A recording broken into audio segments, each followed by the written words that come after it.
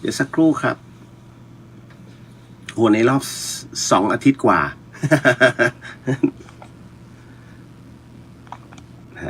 เพราะว่าติดภารกิจครับโอ้โหเยอะมากเดี๋ยวเล่าให้ฟังเดี๋ยวผมกำลังขอสัญญาณจากทางสถานีนะฮะเพราะว่ามันต้องลิงก์เข้า FM 104.50 เมกะเฮิรตซ์สักครู่ครับ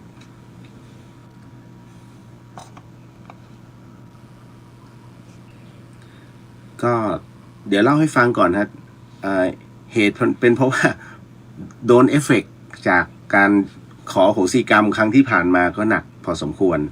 แล้วก็ติดภารกิจที่ต้องพาคณะไปกราบพ่อแม่ครูบาอาจารย์โดยเฉพาะยิ่งหลวงปู่ศิลาสิริจันโทแล้วก็หลังจากนั้นพอกลับมานะฮะก็จะไปตรงกับงานที่จะต้องเดี๋ยวผมจำไม่ได้แล้วว่าวันเสาร์มันมีงานเสาร์อาทิตย์จันทร์นะฮะคือเมื่อวานนี้เป็นงานส่งน้ำพระครูบาก็คือพระภัยสารทัศน์สังฆปาโมกข์นะฮะ197 ปีของการมรณการของท่านนะฮะ ก็ต้องบอกว่าเมื่อวานนี้ค่อนข้างจะวุ่นวายนิดนึงนะมันเป็นงานใหญ่แล้วก็มีเฉพาะพระภิกษุสามเณรทั้งวัดฝายหินเนี่ยเราก็ช่วยกันในการดำเนินการนะฮะเป็นการนำเอารูปเหมือนนะครับของพระภัยสารทัศน์สังฆปาโมกข์ครูบาวัดฝายหินเนี่ยแหละฮะซึ่งเป็นสังฆราชาหรือว่าเจ้าคณะจังหวัดรูปแรกของจังหวัดเชียงใหม่นะฮะเอาแห่ตามถนนเริ่มจากวัดสวนดอกเป็นต้นมานะครับก็เคลื่อนขบวนมาเรื่อยๆจนกระทั่งถึงวัดฝายหินแล้วหลังจากนั้นก็จะเป็นช่วงของประมาณช่วงเย็นจะเป็นพิธีการนะครับเป็นพิธีการ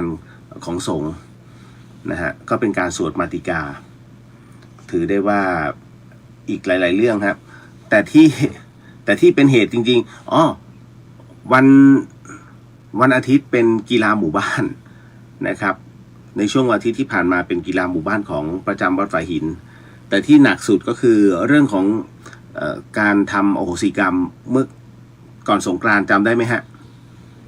ขึ้น15 ค่ำตอนนั้นโดนเอฟเฟกต์มากจริงๆคือตอนแรกผมก็ไม่มั่นใจ นะฮะจนอาการมันเหมือนแบบมันตึงๆที่หัวแล้วก็ตึงๆที่บ่าก็เลยปรึกษาคุยกับพระอาจารย์นะครับท่านก็บอกโดนแล้วนะฮะโดนแล้วนั่นหมายถึงว่าเล่าสู่กันฟังเนาะเรียกว่าฟังหูไว้หูนะฮะใช้วิจารณญาณอารมณ์ว่าท่านบอกผมนะฮะว่าในส่วนของมีในส่วนของสุภาพสตรีเนี่ยที่ไปทำแท้งนะฮะแล้วก็มันมีเหตุเกี่ยวเนื่องเกี่ยวข้องแล้วเขาไม่ยอมนะครับไม่ยอมขอโหสิให้นะครับมันก็เลยมีเอฟเฟกต์พอสมควรคือเรื่องของปาณาติบาตเนี่ยมันพูดยากนะเพราะว่าท่านก็บอกอยู่แล้วว่าในเรื่องของการทำปาณาติบาตเนี่ยนะฮะกว่าจะชดใช้กันนะฮะกว่าจะเรียกว่ากว่าจะยอมกันเนี่ยนะมันไม่ใช่เรื่องง่าย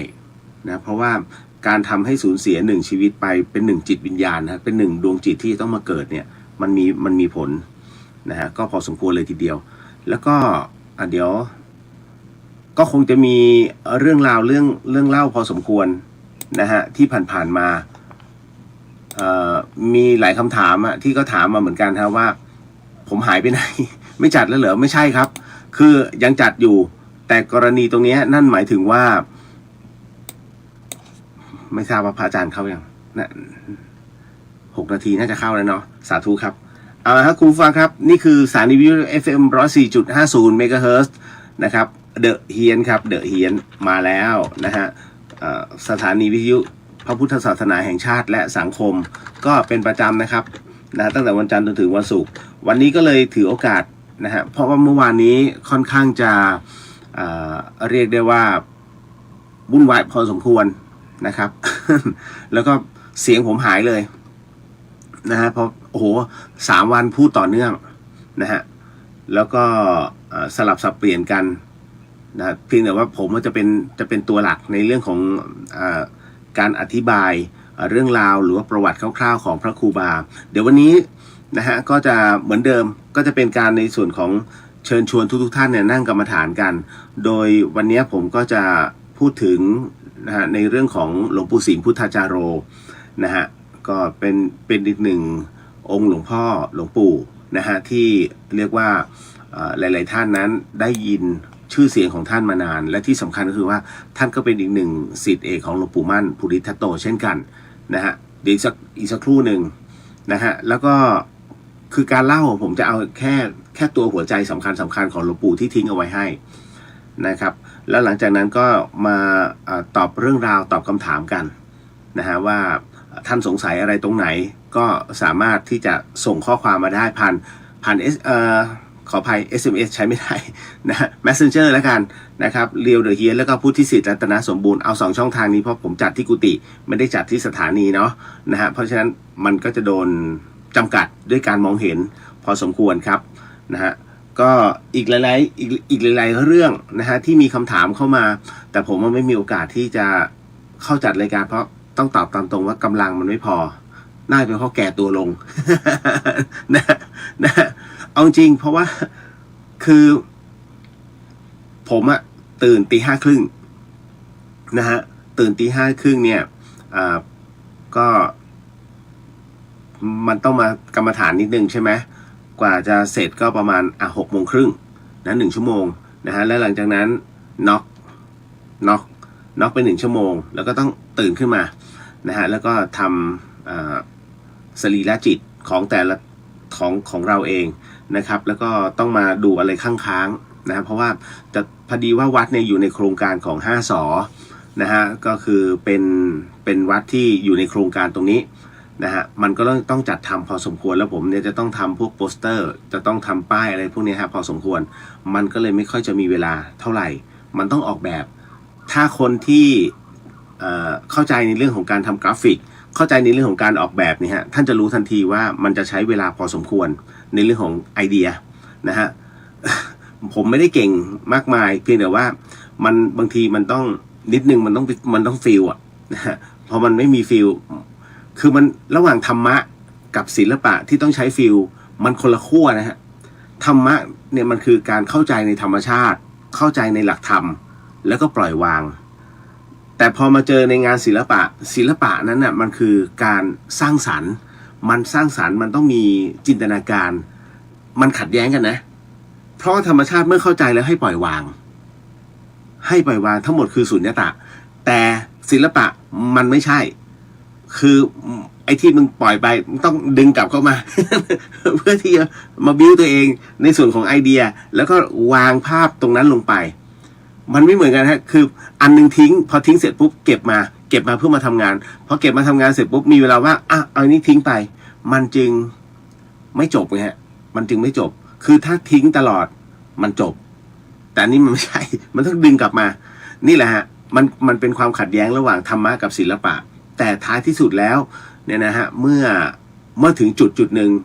มันจะละได้ของมันเองนะฮะอันนี้ก็คือที่ผมต้องทำไง มันดูขัดแย้งเนาะนะถ้าฟังดีมันจะขัดแย้งกันแต่ว่าเราก็ต้องพยายามเข้าใจมาให้ได้ว่าอ๋อณจุดเนี้ยเราต้องดึงกลับมาก่อนเพื่อที่จะต้องมานั่งแต่การดึงกลับมา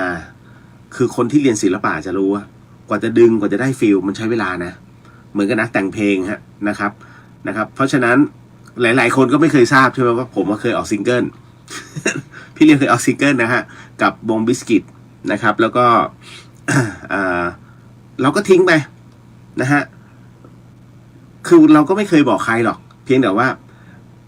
มันก็ไม่มันก็จะ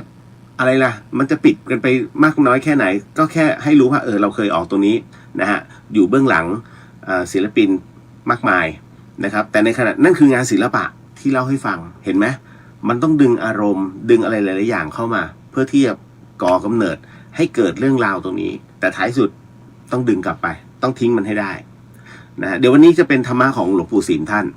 นะฮะแล้วก็ยังตอบคำถามทุกๆเรื่องราววันที่5เดี๋ยวขอฝากประชาสัมพันธ์นิดนึงนะฮะวันที่5พฤษภาคมก็คือเดือนหน้านะฮะอีกไม่กี่วันแหละแป๊บๆเนาะเพิ่งจะผ่านไปอีก8 วัน นะฮะอีก 8 วันจะเป็นเดือนใหม่แล้วไวมากฮะหลับตาปุ๊บเฮ้ยปีใหม่เพิ่งจะผ่านเอง นะเข้ามาปีใหม่ไทยแล้วปีใหม่ไทยเพิ่งจะผ่านเองนะฮะจะเป็นเดือนใหม่อีกแล้ววันที่ 5ซึ่งตรงกับวันจันทร์นั้นวัดฝายหินก็จะมีพระป่านะฮะซึ่งเป็นพระป่าที่เราจะขยายพื้นที่หน้าอุโบสถมันเป็นลานสั้นๆฮะแล้วมันก็เป็นคือวัดฝายหินมันเป็นภูเขาเนาะมันเป็นเนินเขาหลุดจากหน้าอุโบสถซึ่งมีระยะแค่10 เมตรเป็นหน้าผาใช้คำว่าหน้าผาแล้วกันดูน่ากลัวหน่อยเป็นหน้าผาลงไปข้างล่างจะขยายต้นไปอีกประมาณ4 เมตรกว้าง4 เมตรยาว6 เมตร4 คูณ 6แล้วกันนะว่า4 คูณ 6นะเพื่อให้สามารถตั้งได้อีก1 เต็นท์นะฮะก็4 คูณ 6เนี่ยมันต้องใช้ปัจจัยค่อนข้างสูงเพราะมันต้องเป็นปูนแค่นั้นเลยฮะแล้วก็ที่สำคัญตอนนี้ได้รับบทเรียนของแผ่นดินไหวเดี๋ยวต้องทำตรงนี้ด้วยฮะก็มีคนถามถึงในเรื่องของล่าสุดเมื่อวันจำได้แล้วเมื่อวันเสาร์นั้นเราก็ Big Cleaning Day ฮะนะครับวัดฝายหินก็มีการเรียกว่าสาธิตจากบรรเทาสาธารณภัยในเรื่องของแผ่นดินไหวกับไฟไหม้คราวนี้ไอ้แผ่นดินไหวเนี่ยมันเป็นเรื่องใกล้ตัวมากนะฮะผมก็ยังบอกว่าคอนโดที่กรุงเทพเนี่ยมันยังเข้าอยู่ไม่ได้นะฮะแล้วก็เลยยังไม่สามารถเดินทางไปได้ที่สำคัญก็คือว่ากทม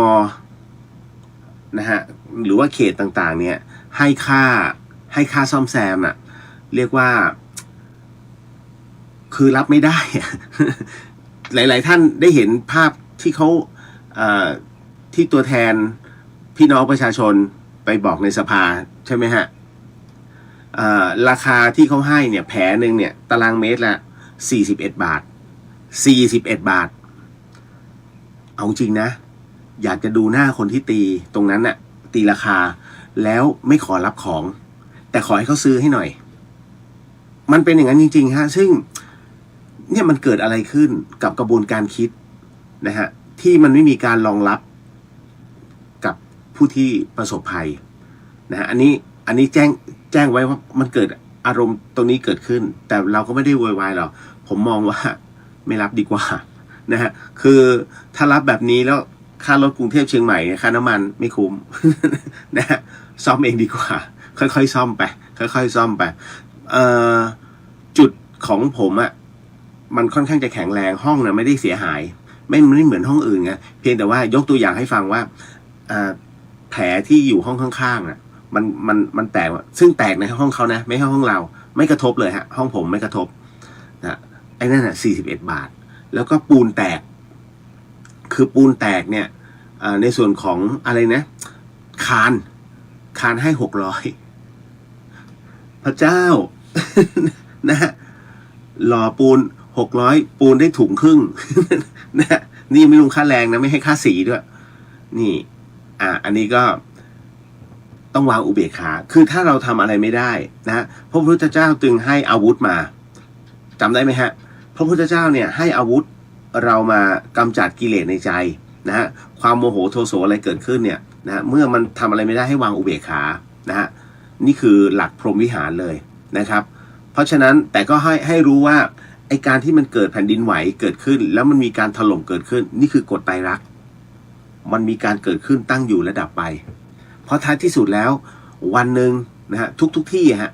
มันก็ต้องไปเช่นเดียวกับชีวิตก็ต้องดับไปเช่นกันนะครับก็ต้อง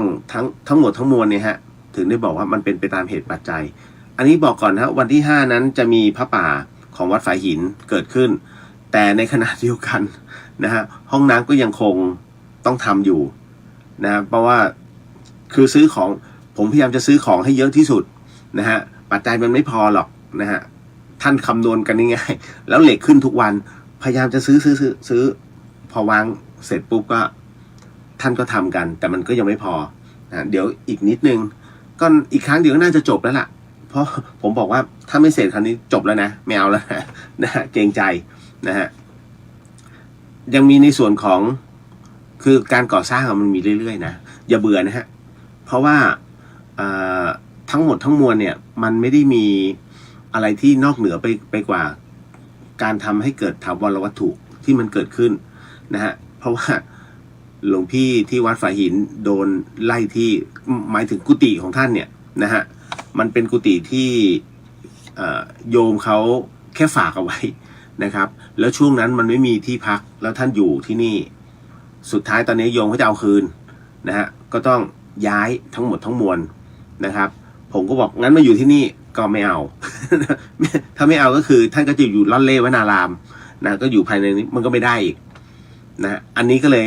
แจ้งไว้ว่าเดี๋ยวจะมีกุฏิกรรมฐานอีก1กุฏินะครับที่จะต้องทำให้หลวงพี่โยถ้าท่านใดถ้าท่านมาที่วัดฝายหินเนี่ยนะฮะท่านจะรู้จักถ้าท่านรู้จักหลวงพี่โยจะรู้ว่าท่านน่ารักมากหนักเอาเบาสู้นะฮะเพราะว่าท่านถือว่าเป็นการฝึกตนนะเป็นการทำวิริยะบารมีและก็ขันติบารมีไปในตัวนะงานทุกอย่างในวัดขึ้นเขาไปต่อท่อน้ำที่มันแตกนะฮะ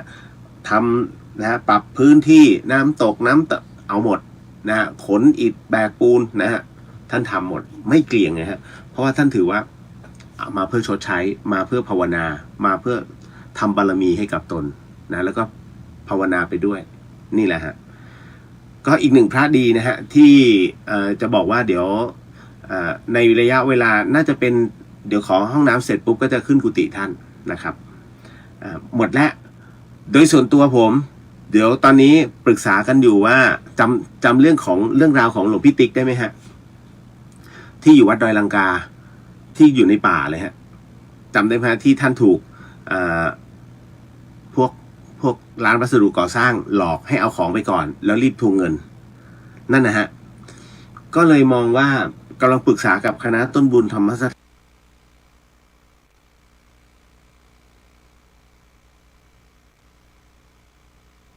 ถานนะฮะ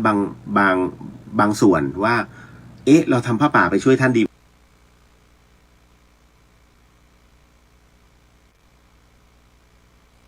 ไหมกำลังพูดถึงกันอยู่นะฮะก็น่าจะสักประมาณเดือนกรกฎาคมที่เล่นนะฮะกับวัดดอยลังกาวัดป่าป่านเนี่ยรถตู้เข้าได้ส่วนวัดดอยลังกาเนี่ยต้องเอาออฟโรดเข้าผมก็เลยต้องปรึกษากับน้องที่วันนี้นะฮะที่เขามาเนี่ยฮะว่าเราจะเอายังไงดีนะไปช่วยเหลือท่านนะไม่ว่าจะเป็นในเรื่องของน้ำมันนะน้ำมันคือทำเครื่องปั่นไฟนะฮะเพื่อที่จะต้องทำงานต่อแล้วก็จากนั้นพวกปูนพวกอิฐเราจะเอาไงขนยังไงกันดีคือเนี่ยฮะก็คือเหมือนกับจะซื้อเข้าไปนะพร้อมกับบรรทุกออฟโรดเข้าไปข้างในนะฮะเดี๋ยวกำลังให้ท่านเลือกวันอยู่5-6หรือแล้วก็จัดเป็นคณะเข้าไปท่านใดที่อยากจะเข้าไปนะฮะร่วมกับคณะของผมนะฮะก็แจ้งเอาไว้ล่วงหน้านะฮะก็ไปออฟโรดไปเช้าเย็นกลับครับไปเช้าเย็นกลับก็คือไปถวายของเสร็จปุ๊บเนี่ยฮะแล้วก็กลับออกมามันก็จะใช้ระยะเวลาพอสมควรนะฮะโหมันเข้าไป20 กิโลอ่ะแต่มันใช้ประมาณชั่วโมง2 ชั่วโมงอ่ะประมาณเนี้ยนะฮะไม่ได้ลำบากเพียงทางไม่ได้ลำบากเพียงแต่มันคดเคี้ยวนะฮะแล้วมันเกาะริมผาบางจุดแค่นั้นเองนะฮะอันนี้แจ้งให้ทราบแต่ผมต้องนำคณะมาจากกรุงเทพเลยกำลังคิดอยู่ว่าระหว่างรถบัสกับรถตู้จะยังไงถ้ารถบัสมันค่าใช้จ่ายมันเยอะนะฮะคือเรามาทำบุญเราไม่ต้องการไปเสียปัจจัยในเรื่องของอะไรก็ไม่รู้นะฮะอันนี้แจ้งเอาไว้ก่อนนะว่าจะมีอยู่เนี่ยวัดฝายหินผมถึงต้องบอกว่าวัดฝายหินเป็นวัดศูนย์กลางนะครับที่จะช่วยแบ่งเบาภาระอะไรต่างๆนานาที่มันเกิดขึ้นจากวัดพี่วัดน้องทั้งหลายทั้งปวงที่ท่านเดือดร้อนอันไหนที่เราช่วยได้เราก็ไปช่วยคือมันมีเหตุที่ต้องไปให้อย่างเช่นวัดป่าป่านเนี่ยเครื่องกรองน้ำที่เราเอาไปช่วยท่านเนี่ย2 เครื่องแล้วนะระเบิดทั้ง2 เครื่องอย่าตกใจนะเฮ้ยระเบิดเหรอการระเบิดของเครื่องกรองน้ำมันเกิดจากแรงดันน้ำฮะที่มันมาจากภูเขาแล้วมันไม่มีตัวชะลอพอมันเข้ามาเนี่ยแรงดันมันเยอะนะฮะพอมันเข้ามามากบาร์ขึ้นไอ้หัวที่เป็นเครื่องกรองน้ำฮะไอ้หัวตัวอากาศที่ล็อกไว้มันตุ้ม มันระเบิดตรงหัวนะเขาเรียกหัวหาย นะแต่น้ำยังคงกรองได้อยู่เพียงแต่ว่ามันควบคุมไม่ได้แค่นั้นเองนะฮะเอาละ โอ้ยขอบพระคุณนะฮะ คือตอนนี้หน้าที่เยอะมากนะครับ ก็แต่ถามว่าสนุกไหมมันมีความสุขเวลาเราทำงานเพื่อสาธารณะเพื่อส่วนรวมนะฮะแล้วก็ได้ผลขึ้นมามันสุขใจท่านต้องลองดูฮะน้องที่ฟังอยู่ทาง FM 104.50 เมกะเฮิรตซ์นะฮะแล้วก็น้องๆที่อยู่มูลนิธิต่างๆเนี่ยไม่ว่าจะเป็นร่วมใจหรือว่าอะไรก็แล้วแต่นะครับก็พี่เลียวจะบอกว่าสิ่งที่น้องทำดีอยู่แล้วฮะดีอยู่แล้วครับที่ช่วยเหลือพี่น้องประชาชนนะฮะและพี่เลียวเชื่อมั่นว่าในขณะที่น้องช่วยเหลือมันมีความสุขแล้วมันเป็นความสุขที่เฮ้ยเขารอดจากการที่เราช่วยเหลือเขารอดจากการช่วยชีวิตของจากเราเนี่ยมันยืดมากคือไม่มีใครรู้หรอกเรารู้เนี่ยแต่มันภูมิใจลองดูนะฮะนะครับอย่าไปเราคืออะไรก็ได้แต่อย่าไปเที่ยวเมาเก่งมาเหลกเกเรไม่เกิดประโยชน์เอาจริงนะเอาความเมาของน้องน่ะมาเป็นพลังแล้วช่วยเหลือคนอื่นดีกว่านะมันง่ายเพราะยังมีใครอีกหลายๆคนที่ต้องการความช่วยเหลือจากน้องๆฮะเอาจริงๆเพราะน้องๆเนี่ยยังหนุ่มยังแน่นผมเองเนี่ยนะฮะมันเริ่มโรยลาลงมันได้แค่การเป็นคีย์แมนให้นะฮะว่าวางแผนตรงนั้นตรงนี้ทำให้แค่นั้นได้แต่ว่าถ้าจะลงมือจริงๆเนี่ยคงไม่ค่อยจะไหวแล้วนะฮะเมื่อก่อนอยู่ร่วมกตัญญูก็อยู่รถอุปกรณ์ก็มีเครื่องตัดทางเนาะมีหมอนลมอะไรพวกเนี้ยยังไม่เหมือนน้องสมัยนี้ที่มีอุปกรณ์ครบนะฮะเพราะฉะนั้นทำอะไรได้ช่วยเหลือกันได้ก็ช่วยเนาะเอาละครับคือภาพรวมทั้งหมดนะที่ผมพยายามจะบอกให้หลายๆคนนั้นได้ทำหรือว่าปรับตัวนะฮะก็คือว่าอยากให้มองประโยชน์ส่วนรวมมากกว่าเพราะมันมีความสุขจริงๆผมอะชีวิตส่วนตัวอาจจะโดนตำหนินะว่าทำไมไม่มีเวลานะฮะทำไมไม่มีเวลานะฮะอย่างต้องกลับบ้านไปดูคุณแม่อย่างเงี้ยมันไม่มีเวลาจริงๆเพราะพอมันทุ่มตรงนี้เสร็จปุ๊บเนี่ยมันเป็นงานที่ติดพันไม่ใช่ว่าไม่รักเขาหรือว่าไม่ใช่ว่าไม่ห่วงเขาห่วงตลอดเวลาแต่มันทำยังไงได้ถ้ามีเวลาผมก็ต้องเนี่ยเดี๋ยวก็ต้องลงกรุงเทพอีกวัน2 วันนี้ต้องลงแล้วเพราะว่างานตรงนี้เสร็จแล้วไงมันจึงไม่ว่างนะครับผมจะมีตารางเป๊ะมันจึงก็มานั่งนึกทำไมเราไม่มีเวลาจัดรายการเลยวะ นะฮะแล้วก็พระอาจารย์ก็เลยปรับเวลาของผมเนี่ยให้กับรูปอื่นที่เขามาที่ท่านมาร่วมยกเว้นว่าผมยกหูบอกท่านอาจารย์ครับวันนี้จัดรายการนะฮะก็จะมาผมก็จะบอกในเฟซนะครับหลายๆคนก็บอกว่าพี่ไม่มีเรื่องหลอนคือมันมีแต่หลอนไม่ออกคุณผู้ฟังครับการจัดเรื่องหลอนเนี่ยหรือว่าการจะรับรู้สิ่งหนึ่งสิ่งใดที่จะต้องเล่าให้ท่านฟังเนี่ยผมต้องเช็คเยอะมากเช็คทุกทางอะเช็คว่ามันเป็นเรื่องแบบไหนนะเพราะว่าน้องที่เขาจะเล่าเนี่ยเขาไม่กล้าที่จะโทรผมก็แปลกใจแต่เรื่องเนี่ยเฮ้ยมันก็ดูหลอนแต่มันมีแฝงคติสังเกตไหมเวลาผมเล่าเนี่ยมันจะตบท้ายด้วยคติที่เอามาตบด้วยหลักธรรมะคือมันไม่ได้น่ากลัวเรื่องผีเรื่องวิญญาณเนี่ยมันไม่ได้น่ากลัวนะเพียงแต่เราต้องดูก่อนว่ามันมีมากน้อยแค่ไหนอย่างเนี้ยเดี๋ยวมันมีคำถามที่เขาถามมาน้องเขาไปเห็นในคลิปแล้วเขาส่งมาให้ผมดูไอ้คลิปที่เดินป่ากันนะแล้วก็ต้องไปนอนบนห้างข้างบนแล้วก็ส่องไฟมาแล้วก็มีผู้หญิงเดินมาปุ๊บแล้วก็หายวับแล้วก็มาโผล่ตรงโคนต้นไม้แล้วก็ไอ้คนข้างบนก็โยนลงไปคือทั้งหมดทั้งมวลเนี่ยนะฮะเดี๋ยวจะเล่าให้ฟังว่ามันคืออะไรมันมีจริงไหมนะฮะหรือเป็นคอนเทนต์นะฮะเนี่ยไอ้สิ่งเหล่านี้เสร็จปุ๊บเนี่ยพอผมเล่าเสร็จปุ๊บผมจะตบท้ายว่ามันเกิดอะไรขึ้นมันเกิดอะไรกับมันถ้ามันเป็นเรื่องจริงแล้วมันเกิดอะไรขึ้นกับคนนั้นแล้วถ้าไม่จริงล่ะแล้วมันจะเกิดอะไรขึ้นกับคนที่สร้างขึ้นมันก็จะเป็นอย่างนี้ฮะก็คือมันผมต้องเช็คเยอะแต่เอาจริงแต่ละเรื่องเนี่ยต้องเช็คแล้วเช็คอีกเช็คแล้วเช็คอีกนะฮะทุกทางในขณะที่พอจะเล่าปุ๊บพอจะหาเรื่องมาเล่าเนี่ยมันหมดแรง เพราะมันใช้กำลังเยอะฮะมันใช้กำลังเยอะฮะ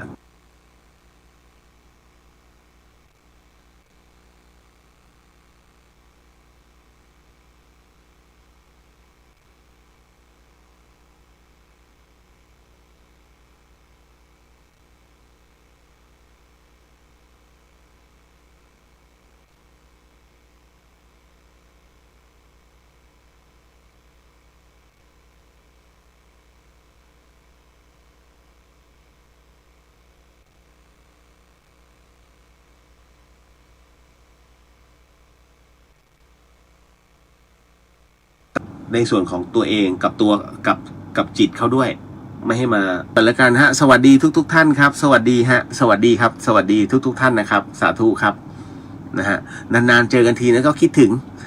น้องแพรวสวัสดีครับพี่เลี้ยวเป็นไงมั่งโคราช น้องแพรวอยู่โคราชฮะนะฮะบางทีก็อยู่กรุงเทพผมก็งงๆนะฮะสมบูรณ์ขึ้นเยอะนะคะป๋อมแปมสวัสดีครับพี่เลี้ยวหายดียังคะยังฮะยังคือผมไม่มีเวลาที่จะมาดูแลตัวเองเลยนะเอาจริงนะมันก็แสบคอด้วยอะไรหลายๆอย่างขอบคุณมากจ้ะนะคุณเลงสวัสดีค่ะคุณเลียวเชื่อมั่นว่าคุณเลียวทำกับศิลปะกลมกลืนเป็นพุทธศิลป์ได้ค่ะส่วนการตีความเป็นเรื่องส่วนบุคคลนะฮะก็มันมีหลายเหตุเพราะว่างานแต่ละงานที่รับมาเนี่ยมันมีทั้งวัดฝายหินมีทั้งธรรมสถานมีหลายๆอย่างเยอะเลยนะฮะที่ต้องเอามาแมทกันนะฮะแล้วก็ต้องดูวิดีทัศน์ของวัดต่างๆอีกโอ้ปวดหัว คือโครงการ5 สอเนี่ยนะฮะเป็นโครงการที่ดีอันนี้ผมบอกไว้ก่อนนะเป็นโครงการที่ดีแต่ประโยชน์ตรงเนี้ยนะฮะผมต้องบอกว่าประโยชน์ตรงเนี้ยต้องถามก่อนว่าอยู่ตรงไหนผมพูดไปอย่างนี้อาจจะโดนตำหนิได้นะแต่ผมถามว่าประโยชน์ตรงนี้อยู่ตรงไหนนะฮะเพราะว่าวัดเนี่ย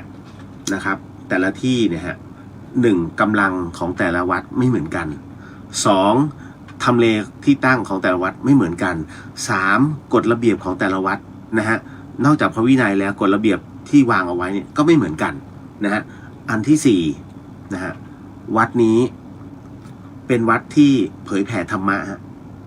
ไม่ได้เผยแผ่หรือว่าชักชวนให้คนมาเที่ยวถ่ายรูปคือผมก็เลยยังไม่มั่นใจแต่รู้ว่ามันเกิดประโยชน์นะฮะท่านเคยเจอไหมฮะล่าสุดเนี่ยที่ยกเท้านะฮะแล้วเจดีอยู่หน้าอุโบสถแล้วยกเท้าไม่ใช่ที่นี่นะฮะยกเท้าขึ้นแล้วก็เอาเท้าไปยันเจดีแล้วก็ยืนกอดอกนะฮะแล้วก็ยิ้มแอดอาร์ตแล้วก็เปลี่ยนท่าชู2 นิ้วนะแล้วก็ถ่ายรูปชอบอะฮะอย่างนั้นผมก็เลยไม่เข้าใจไงฮะ นะแค่นั้นเองมันมีความเป็นปัจเจกสูงมากผมนะฮะคือเวลาจะสร้างโครงการเนี่ยผมจะต้องถามก่อนว่าประโยชน์ได้ตรงไหนนอกจากการเสียปัจจัยมันเสียปัจจัยเยอะนะฮะในเรื่องของการปรับทันทีทันใดเนี่ยนะมันไม่ใช่ว่าเป็นเรื่องเล่นๆเลยนะครับแต่ต้องเสียปัจจัยมากน้อยแค่ไหนวัดฝายหินก็ไม่เคยตั้งตู้นะฮะไม่เคยตั้งตู้นะครับก็มาดูได้ครับ คุณวิดาสวัสดีค่ะคุณเลียวสวัสดีครับผมนะฮะ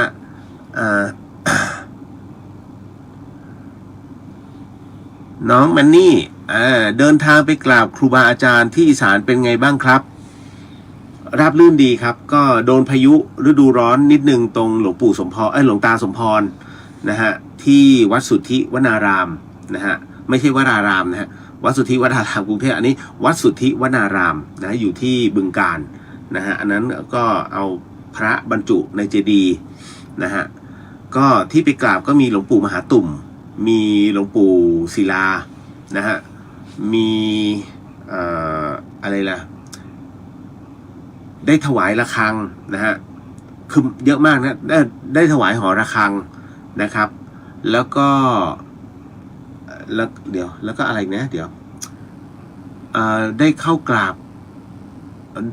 ได้กราบหลวงปู่เสานะฮะที่ขอนแก่น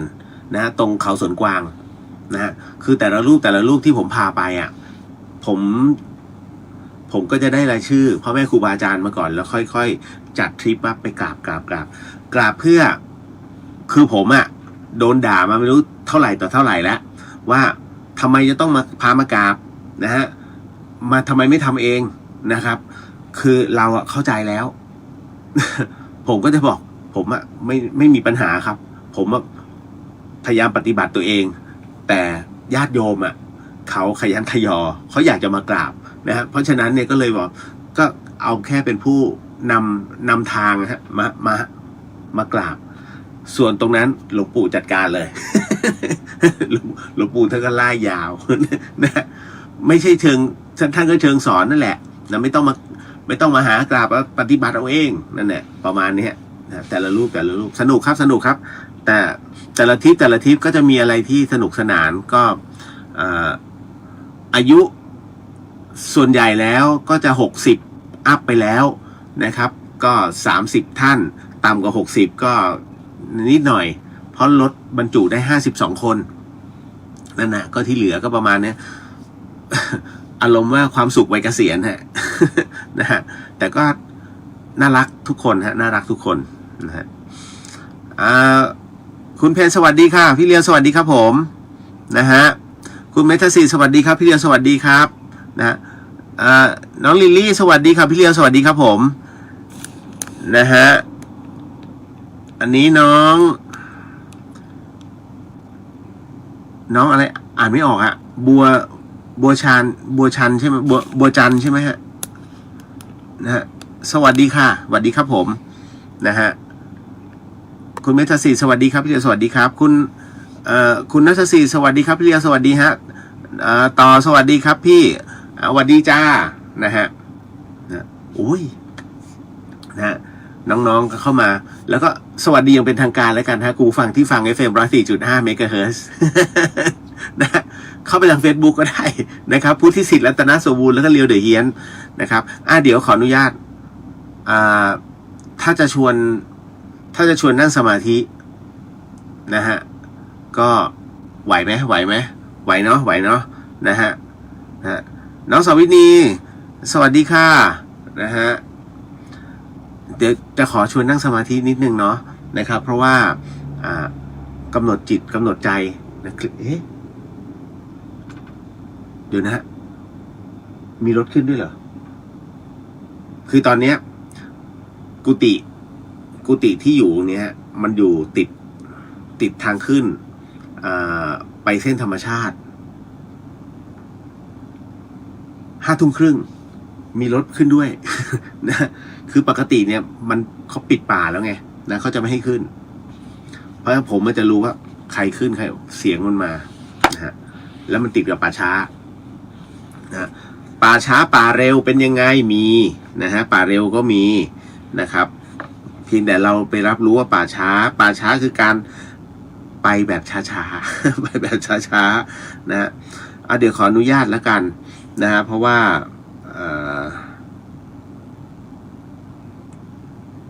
เดี๋ยวนะฮะตึ๊ดอ๋อคือวันนี้เดี๋ยวผมขออนุญาตอ่านประวัติของพ่อแม่ครูบาอาจารย์แล้วก็ท่านใดที่พอนั่งสมาธิไปเนี่ยนะฮะก็จะมีเรื่องราวที่ผมจะอ่านคีย์นะคีย์คือเขาเรียกวรรคทองวรรคสำคัญในการที่เวลาท่านสอนกรรมฐานอะไรอย่างเงี้ยฮะนะให้กับทุกท่านนั้นได้รับฟังนะก็จะพยายามเอาจุดเนี้ยฮะเอามาทำนะฮะให้ตลอดเดี๋ยวนะครับตึ๊ดขออนุญาตนะครับ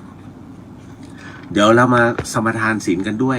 นะฮะแล้วก็จากนั้นก็เป็นการเข้ากรรมฐานโดยที่ผมขออนุญาตอ่านประวัติพ่อแม่ครูบาอาจารย์ก่อนก็คือหลวงปู่สิมพุทธจาโรนะแห่งวัดถ้ำผาป่องหลายๆคนนั้นก็อาจจะรับรู้เรื่องราวของท่านมาบ้างแล้วแต่ก็ไม่เป็นไรนะฮะเดี๋ยวมารับฟังกันอีกรอบหนึ่งแล้วกันเนาะขออนุญาตนะครับนะฮะพี่สุวรรณยาสวัสดีค่ะสวัสดีครับพี่นะฮะก็ไหนๆก็นิดนึงแล้วกันเนาะ ขออนุญาตเป็นผู้นำนะครับท่านใดที่ไม่สามารถตามได้นะครับก็ให้น้อมจิตตามก่อนแล้วกันนะครับแต่ว่าในช่วงของสมทานศีลเดี๋ยวผมจะบอกว่าเดี๋ยวผมจะเป็นผู้นำให้แล้วท่านก็ว่าตามเนาะนะฮะคุณผู้ฟังที่ฟังทางบ้านน้องๆบางท่านอาจจะเบื่อไม่เป็นไรไม่ว่ากันนะฮะพอพูดถึงภาวนาพอพูดถึงเรื่องของสมาธิปุ๊บทุกคนจะเบื่อทันทีท่านชินไงฮะท่านชินกับสิ่งที่ดูแล้วน่าเบื่อแต่จริงมันไม่น่าเบื่อเมื่อน้องถึงเวลาของน้องเนี่ยน้องจะรับรู้เองว่าเฮ้ยมันสนุกมากนะภาวนาน้อยๆก็ได้นะ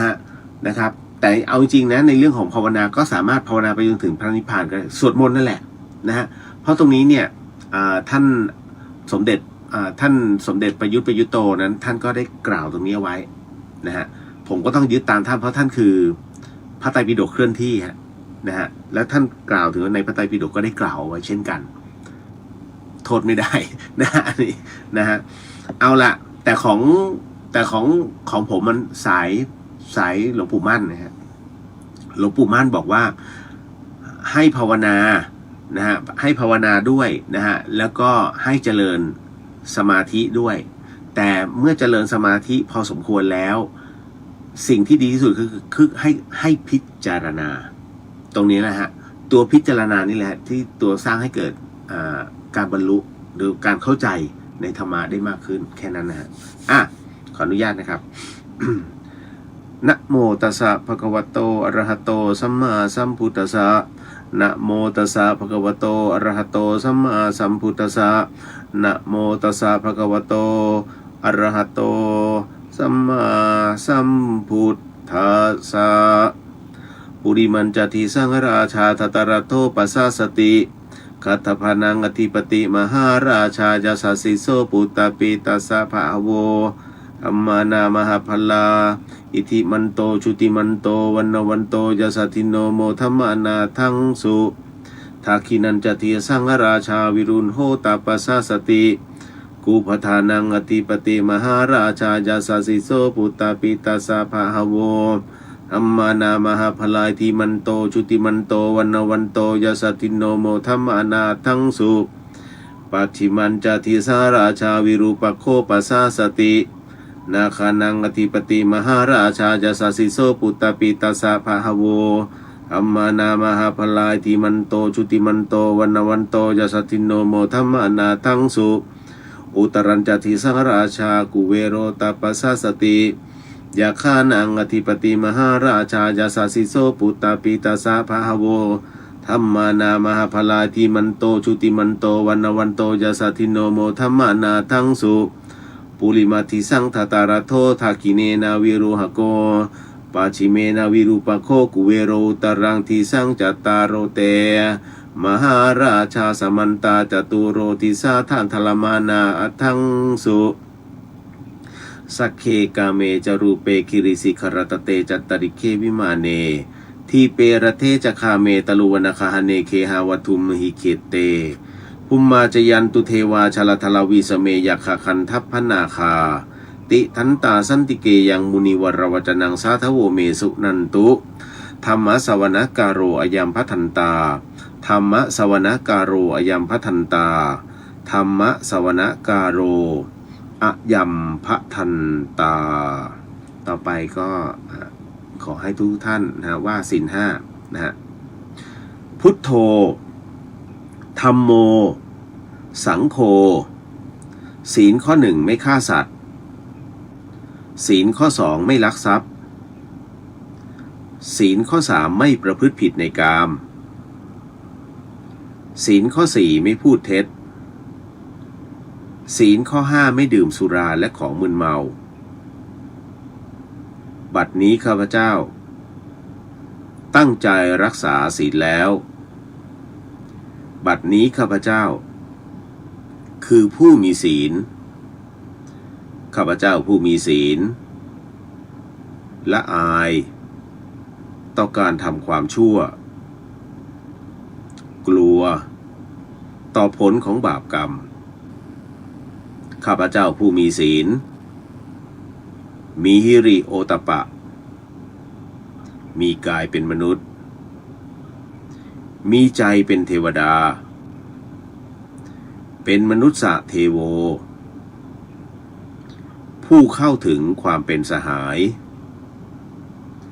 กับเหล่าเทวดาทั้งหลายณ บัดนี้ข้าพเจ้าทั้งหลายขออดโทษลดกรรมที่ข้าพเจ้า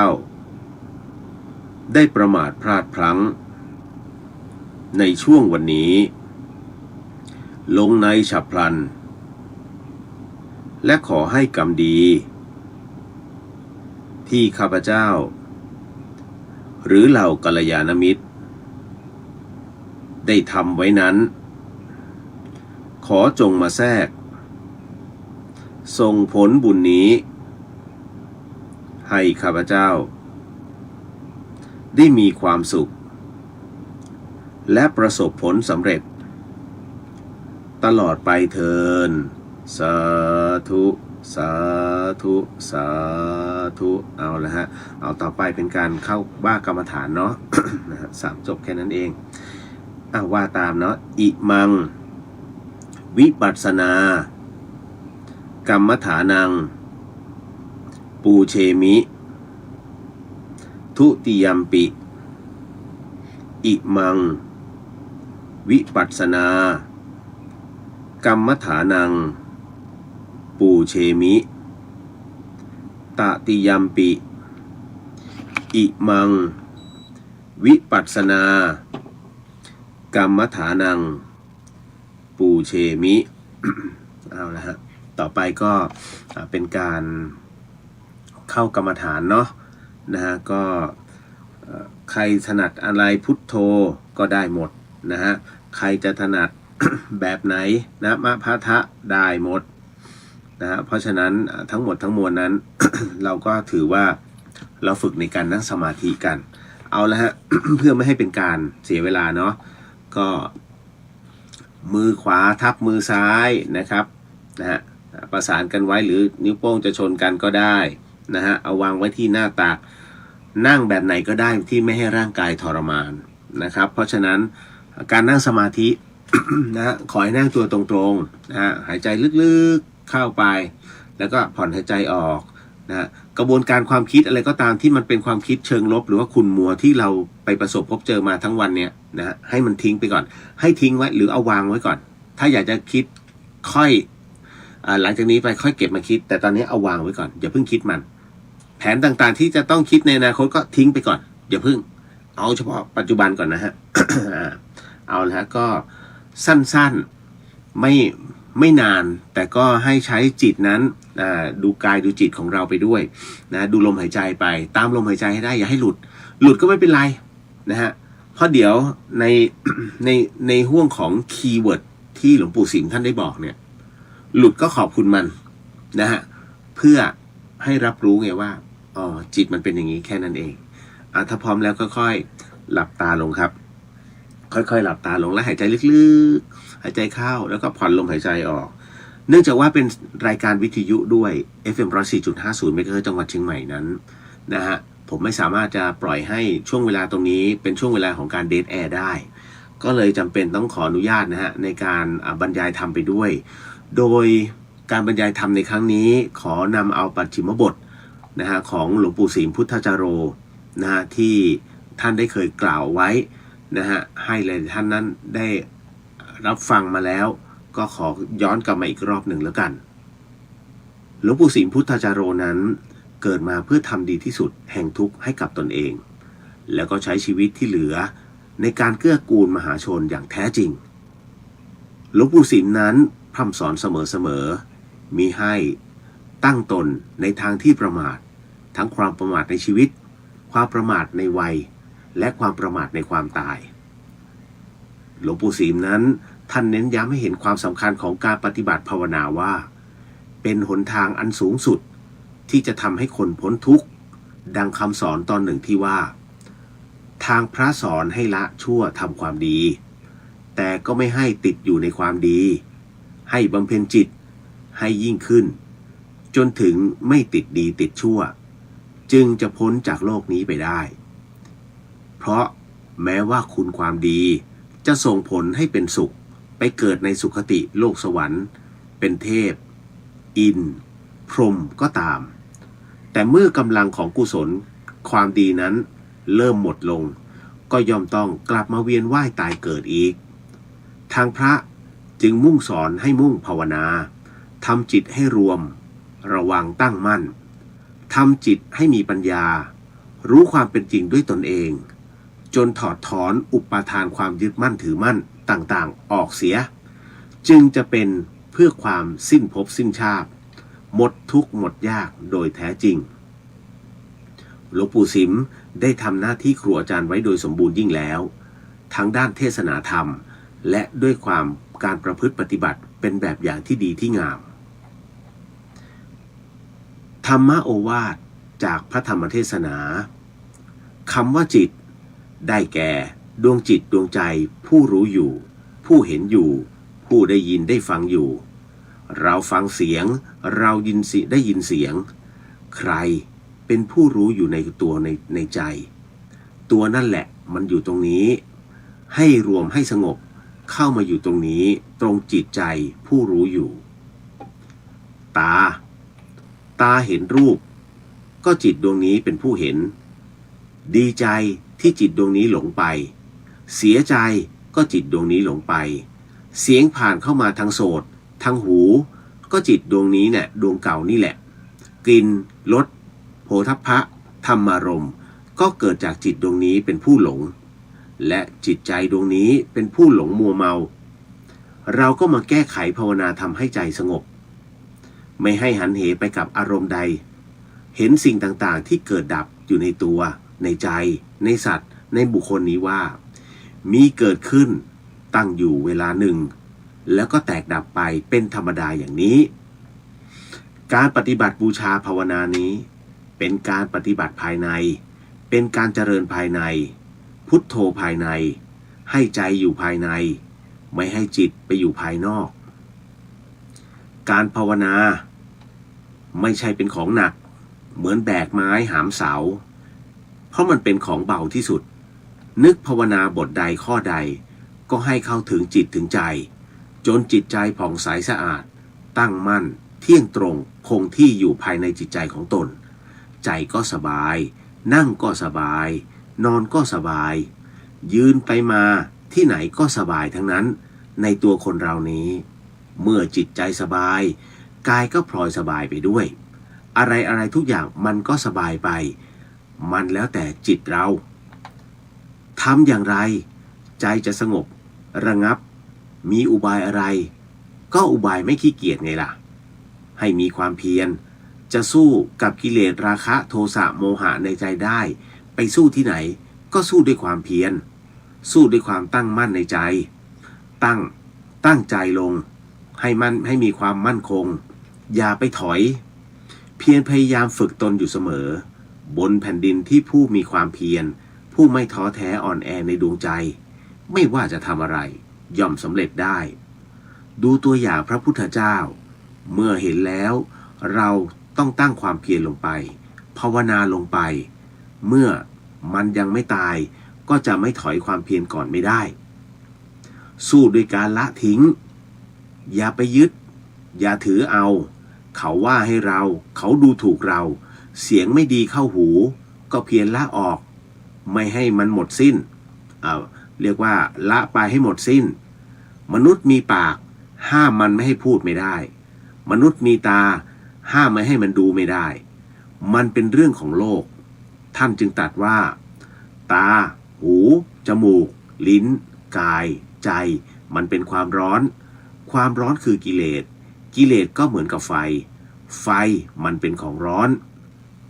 เราได้คลานภาวนาเข่าแตกเลือดออกมีไหมไม่มีแต่นอนห่มผ้าให้มันตลอดคืนมันจะได้สำเร็จมรรคผลอะไรก็ได้แต่กรรมฐานขี้ไก่กรรมฐานขี้หมูไม่ลุกขึ้นภาวนาเหมือนพระแต่ก่อนท่านเดินไม่ได้ท่านก็คลานเอาพุทโธในใจหลงไหลทำไมไม่ต้องหลงไม่ต้องลืมนั่งก็พุทโธในใจนอนก็พุทโธในใจยืนก็พุทโธในใจเดินไปไหนมาไหนก็พุทโธในใจกิเลสโลเลละให้หมดโลเลทางตาโลเลทางหูโลเลทางจมูกทางกลิ่นโลเลในทางอาหารการกินเลิกละให้หมดไม่ต้องไปรอท่าว่าเมื่อถึงวันตายข้าพเจ้าจะภาวนาพุทโธเอาให้ได้อย่างนี้ไม่ได้เราต้องทำไว้ก่อนเตรียมตัวเตรียมใจไว้ก่อนตั้งแต่บัดนี้เดี๋ยวนี้เวลานี้เป็นต้นไปความตายนี้ไม่มีใครหลบหลีกได้ท่านให้นึกให้น้อมให้ได้ว่าทุกลมหายใจเข้าไปเตือนใจของตนให้นึกว่านี่ถ้าลมหายใจเข้าไปแล้วออกมาไม่ได้เกิดติดขัดคนเราก็ตายได้แม้ลมหายใจออกไปแล้วเกิดอะไรขัดขึ้นมา สูดลมหายใจเข้ามาไม่ได้คนเราก็ตายได้เราทุกคนดวงใจที่มีชีวิตอยู่ภายในนี้ก็อย่าพากันนิ่งนอนใจอยู่ที่ไหนกายกับใจอยู่ที่ไหนก็ที่นั่นแหละเป็นที่ปฏิบัติบูชาภาวนาอยู่บ้านก็ภาวนาได้อยู่วัดก็ภาวนาได้บวชไม่บวชก็ภาวนาได้ทั้งนั้นตั้งจิตดวงนี้ให้เต็มในขันธ์สมณะเรียกว่าให้ใช้ขั้นสมถกรรมฐานพร้อมกับวิปัสสนากรรมฐานให้แจ่มแจ้งในดวงใจของทุกคนเท่านั้นก็พอเพราะว่าเมื่อเราเกิดมาทุกคนก็ไม่ได้มีอะไรติดมาครั้งเมื่อเราทุกคนตายไปแล้วแม้สตังค์แดงเดียวก็เอาไปไม่ได้ด้วยเหตุนี้จงพากันนั่งสมาธิภาวนาให้เต็มที่จนกิเลสโลภะอันมันนอนอยู่เนื่องในใจนั้นจิตนี้ให้หมดเสียวันนี้ถ้ากิเลสความโลภนี้ยังไม่หมดจากจิต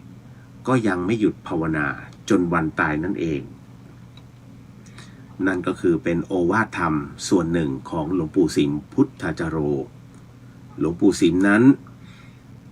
ท่านได้สมณศักดิ์เป็นพระครูสันติวรยานในวันที่ 5 ธันวาคม พุทธศักราช 2502 และได้รับพัดยศเลื่อนจากสมณะพระครูสันติวรยานเป็นพระญาณสิทธิทาจารย์เมื่อวันที่ 12 สิงหาคม พุทธศักราช 2535 และเพียงแค่1 วันในวันที่ 13 สิงหาคมในปีเดียวกัน 2535 พระเนนพร้อมใจด้วยอุบาสกอุบาสิกาพร้อมการเจริญพุทธมนต์ฉลองสมณศักดิ์ถวายหลวงปู่ที่ถ้ำผาป่องหลังจากการเจริญพุทธมนต์หลวงปู่ได้พาสามเณรและญาติโยมนั้นนั่งภาวนาท่านนั่งภาวนาต่อจนถึงเวลาประมาณ 21:30 นาทีแล้วท่านก็นั่งดูบริเวณภายในถ้ำอีกประมาณ 20 นาทีคล้ายกับว่าจะเป็นการอำลาจนกระทั่งเวลา 22 นาฬิกาท่านจึงกลับเข้าสู่กุฏิที่พักด้านหลังภายในถ้ำผาป่องและได้มรณภาพลงในเวลาประมาณ 3:00 สิริรวมอายุของหลวงปู่82 ปี 9 เดือน 19 วันอายุพรรษา63 พรรษาเอาละฮะก็เป็นคร่าวๆนะปฏิปทาตรงนี้เอาละค่อยๆถอนสมาธินะฮะค่อยๆขยับเนื้อขยับตัวขยับแข้งขยับขานะฮะหลังจากนั้นก็ค่อยๆสูดหายใจลึกๆเข้าออกนะฮะสัก 2-3 ครั้งแล้วก็ค่อยๆลืมตาค่อยๆลืมตาขึ้นมานะฮะก็เป็นเรียกว่าสิ่งที่ณตรงนี้นะฮะเป็นช่วงเวลาสั้นๆที่เราสามารถนั่งสมาธิกันได้นะก็ยังไม่เห็นมีรายการไหนฮะ ที่เขาชวนคนนั่งสมาธินะฮะแต่เราก็พยายามจะให้นิดนึงฮะเพราะมันมีการวิจัยเกิดขึ้นแล้วนะฮะอันนี้ทราบไหมฮะล่าสุดมีการวิจัยเกิดขึ้นว่าการทำสมาธินะฮะที่เขาเรียก meditation นั่นแหละฮะมันคือการวางจิตให้นิ่งเมื่อจิตนิ่งนั้นเขาบอกว่ามันทำให้สารทุกอย่างนั้นหยุดทำงานนะฮะแม้กระทั่งโรคร้ายที่บอกว่ามันก่อให้เกิดเป็นมะเร็งหรือว่าเป็นเชื้ออะไรต่างๆมันก็หยุดเช่นกันด้วยความว่างที่เกิดขึ้นจากสมาธินี่เองท่านจึงบอกว่าสมาธินั้นเป็นอีกหนึ่งยารักษาโรคที่ดีที่สุดนะฮะสมาธิเป็นอีกหนึ่งยารักษาโรคที่ดีที่สุดนะฮะนั่นหมายถึงว่าการปล่อยทุกอย่างเพราะมันไม่มีอารมณ์เกิดขึ้นมะเร็งชอบอารมณ์เสียนะฮะมันชอบกัดกินเชื้อมะเร็งนะฮะมันชอบเมื่อเราโกรธเนี่ยมันจะกัดกินทันทีนี่มะเร็งจะชอบแต่ถ้าเมื่อไหร่ก็ตามที่เราอารมณ์ดีนะฮะมีความสุขตลอดมะเร็งไม่ลามนะฮะมันจะหยุดทันทีเพราะมันไม่มีฮอร์โมนไอตัวที่มันจะกินน่ะมันเกิดขึ้นนั่นเองฮะนะครับมันอะไรหลายอย่างนี่นะนี่คือประโยชน์ของสมาธิที่ล่าสุดเนี่ยฮะนะครับที่เขาประกาศออกมาเอาล่ะมาขออนุญาตนะครับในส่วนของการแผ่เมตตาเราก็จะได้หลายๆท่านจะได้พักผ่อนเนาะส่วนในส่วนของที่จะต้องตอบคำถามเดี๋ยวค่อยว่ากันสาธุครับพร้อมกันว่าตามเนาะสัพเพสัตตาสัตว์ทั้งหลาย ที่เป็นเพื่อนทุกข์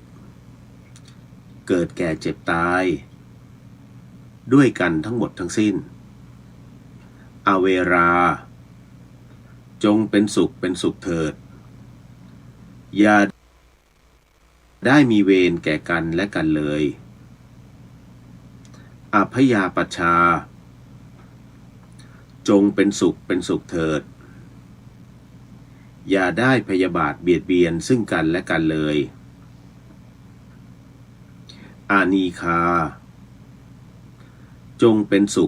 ขเถิดอย่าได้มีความทุกข์กายทุกข์ใจเลยสุขีอัตตานังปริหารันตุจงมีความสุขกายสุขใจรักษาตนให้พ้นจากทุกภัยทั้งสิ้นเถิดท่านทั้งหลาย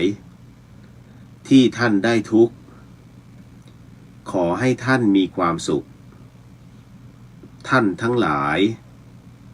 ที่ท่านได้สุขขอให้สุขยิ่งขึ้นไปสัพเพสัตตาสัตว์ทั้งหลายที่เกิดเป็นชลาภุชะที่เกิดเป็นอันทชะที่เกิดเป็นสังเสทชะที่เกิดเป็นโอปปาติกะจงมารับเอากุศลและผลบุญให้ทั่วทุกตัวสัตว์เทินสาธุสาธุสาธุนะฮะพูดถึงตรงเนี้ยมีผู้ถามมาเช่นกันนะว่ากรวดน้ำนะฮะกรวดน้ำมีประโยชน์ยังไงมีนะฮะวันนี้เลยเดี๋ยวตอบให้นะครับ ยังสงสัยฮะยังมีผู้ไม่เข้าใจ แต่ก็เข้าใจฮะเพราะว่ารายการนี้นะครับไม่ได้อัดลงใน YouTube นะฮะผมไม่เคยอัดใน YouTube เพราะว่าเรื่องบางเรื่องเนี่ยแม้ว่าเราจะยกตรงนี้ไปมันก็จะมีนักเลงคีย์บอร์ดที่เอาภาวะตัวเองเนี่ยเข้ามาตัดสินว่าแบบนี้อันนี้จึงเข้าใจเพราะฉะนั้นเพื่อไม่ให้พระพุทธศาสนามันมัวหมองหรือว่าเป็นข้อธรรมที่ดูแล้วมันจะทำให้เป็นการถกในเชิงลบซะมากกว่าเพราะเชิงบวกคนไม่เขียนท่านจำไว้นะฮะว่าอะไรก็ตามที่เป็นความดีคนจำน้อยอะไรก็ตามที่เป็นความชั่วคนจำแม่นนะฮะทำดี100 ครั้งทำชั่วครั้งเดียวตายเลยนี่ฮะมันเป็นอย่างนี้ฮะเพราะฉะนั้นเขาเรียกแชมป์มันรักษายากนะฮะนี่แหละอารมณ์นี้เลยเดี๋ยวให้พรก่อนเด้อสาธุครับ สัพพพุทธานุภาเวนะสัพพธรรมานุภาเวนะสัพพสังขานุภาเวนะพุทธรัตนังธรรมรัตนังสังฆรัตนังตินังรัตนานังอนุภาเวนะจตุรสีติสหัสธรรมขันธานุภาเวนะปิตกัตยานุภาเวนะชินสาวกานุภาเวนะสัพเพเตโรคาสัพเพเตพยาสัพเพเตนตรายาสัพเพเตปัทวาสัพเพเตตุนิมิตาสัพเพเตอวังคราวินาสันตุอายุวัตโกธนวัตโกสิริวัตโกยศวัตโกพลวัตโกวนวัตโกสุขวัตโกโหตุสัพพทาทุกขโรคปยาเวราโสกาสตุจุปัทวานิการตรายาปิวินาสันตุจเตชะสาชัยสิทธิทนังลาพังสุถีภคยังสุขังพลังสิริอายุจวันโนจะโพคังวุฒิจะยสวาสตวสาจะอายุจะชีวสิทธิภวันตุเตสาธุนะฮะก็เป็นที่เรียบร้อยแล้วเนาะ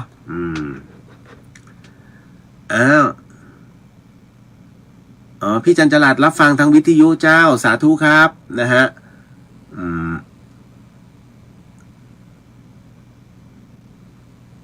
คุณเดี๋ยวนะฮะแป๊บหนึ่งเข้ามาตอนสมาธิเพียบเลย อุ้ยขนลุกเฉยเลยขนลุกมาแบบไม่ปีไม่มีคุยมาอีกแล้วเดี๋ยวนะนิดนึงนะฮะขออนุญาตเมื่อกี้คุณนิทาสวัสดีครับพี่เลียวสวัสดีครับผมคุณณัฐพงศ์พี่เลียวผมดูเบอร์เป็นเพราะพี่เลียวเลยครับ น่าจะ10 ปีแล้วตอนนั้นน้องฟังนะฮะคือเดี๋ยววันนี้ก็มีเนี่ยให้ผมแก้เพราะว่าบ้านเดี๋ยวนะแป๊บหนึ่งนะฮะก๊อปไว้ บ้านอยู่ทางสามแพร่งจำได้แล้วบ้านอยู่ทางสามแพร่งแล้วบ้านเลขที่ไหนลองแก้โจทย์หน่อยสิณัฐพงศ์บ้านเลขที่883นะฮะถ้าเป็นเราจะแก้ยังไงนะฮะทางสามแพร่งนะฮะเดี๋ยวมาเล่าให้ฟังแป๊บหนึ่งฮะก็มีผู้ถามคือตัวเลขถ้าไม่หนักจริงๆผมไม่ดูให้เพราะว่ามันก็เป็นฟีดแบ็กเนาะนะฮะมันก็มีฟีดแบ็กคือตัวเลขที่ผมดูนะฮะอย่างกรณีแบบบัตรประชาชนนะจะดู4ตัวหลังคือมันต้องดูบัตรประชาชนก่อนนะเขาเรียกว่ามันจะเป็นพื้นมันเป็นพื้นของชีวิตนะฮะมันเป็นชีวิตของเรา4ตัวหลังนะแล้วส่วนที่เหลือเนี่ยมันก็จะเป็นในส่วนของจะบอกหมายเลขโทรศัพท์เนี่ยผมจะดูตั้งแต่ตัวที่8นะฮะมันมี10หลักเนาะแต่ดูตั้งแต่ตัวที่8ลงมาไม่มีการรวมเลขนะฮะการรวมเลขเนี่ยเขาเรียกหลุมพรางของการรวมท่านต้องเข้าใจนะฮะเลขเนี่ยมันจะแบ่งเป็น2ชุดด้วยกันเขาเรียกเลขแบบสุภเคราะห์กับบาปเคราะห์นะฮะอันนี้ที่มาที่ไปเนี่ยในการแบ่งตัวนี้มันเกิดจากนิทานชาติเวรมันลิงก์กันหมดเลยฮะมันลิงก์ค่ะโหราศาสตร์ไทยด้วยทั้งหมดทั้งมวลเพียงแต่ว่าให้รับรู้หน่อยแล้วกันว่าคือที่มันลิงก์ในเรื่องของดาวเกตทั้งหลายเนี่ยนะฮะดาวเกตดาวจันทร์นะฮะมันก็จะเป็นอย่างนี้ฮะบาปเคราะห์นะบาปเคราะห์หมายถึงว่าถ้ามีไว้ในเบอร์โทรศัพท์นะฮะเขาถือว่าไม่ค่อยจะดีเท่าไหร่มันจะมีเลข0เลข1เนี่ยถือยืนพื้นเขาเลข1เขาเรียกนก2หัวดีก็ได้นะฮะร้ายก็ได้นะฮะเพราะฉะนั้นเนี่ยถ้ามีนะสูแต่ว่าเขาจะจัดอยู่ในส่วนของบาปเคราะห์ก่อนจะมี0มี1มี3มี7มี8นะฮะอันนี้ในส่วนของบาปเคราะห์ส่วนสุภเคราะห์นั้นนะฮะก็จะมี2 4 5 6 9นี่อันนี้เขาเรียกสุภเคราะห์มันจะเกี่ยวข้องกันหมดเพราะฉะนั้นถ้าสมมุติในตัวเลขของท่านเนี่ยนะฮะไม่มีเลขบาปเคราะห์เลยอันนี้น่าสนใจแล้วท่านสังเกตไหมไอ้ที่ไม่มีบาปเคราะห์เลยเนี่ยขายแพงเขาไม่เอาผลรวมนะฮะคือผลรวมนั้นหมายถึงว่ามันเป็นหลุมพรางเพราะว่ามันต้อง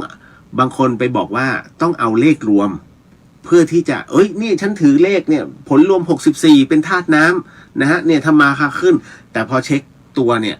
มันเป็นบาปเคราะห์ซะส่วนใหญ่พังสิที่มันเป็นอย่างเงี้ยเพราะว่าถ้าหากในตัวในตับนั้นเนี่ยนะมันเป็นเลขบาปเคราะห์ทั้งหมดแต่ผลรวมมาดีเนี่ยมันขายได้เพราะไม่งั้นเลขเขาจะเหลือบานเลยฮะมันเป็นกุศโลบายอันนี้ก็ต้องบอกนิดนึงนะว่าผู้ที่เป็นคีย์ให้กับค่ายมือถือต่างๆเนี่ยระวังตรงนี้ให้ดีนะฮะท่านกำลังทำร้ายจรรยาบรรณตัวเองนะที่บอกว่ารวมมันต้องอย่างนี้ทั้งหมดทั้งมวลเนี่ยมันจริงเหรอเอาลึกๆในจิตของท่านเลยนะฮะว่ามันจริงเหรอที่ท่านบอกเนี่ยว่าผลรวมตัวเนี้ยแต่มันทะลึ่งมามีเลข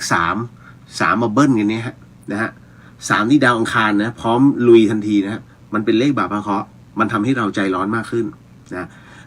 คือมันจ่ายให้บางคนได้ใครล่ะที่ต้องจ่ายเลข3อย่างนี้ให้คือมันต้องดูบุคลิกคนนะเวลาเราจะดูอะไรก็ตามเนี่ยฮะเนี่ย น้องมาจุด มาจุดไอ้ตรงนี้ให้ผมต้องมานั่งพูดเรื่องของตัวเลขท่านต้องดูก่อนว่าเด็กคนหนึ่งที่ขี้โรคอ่อนแอ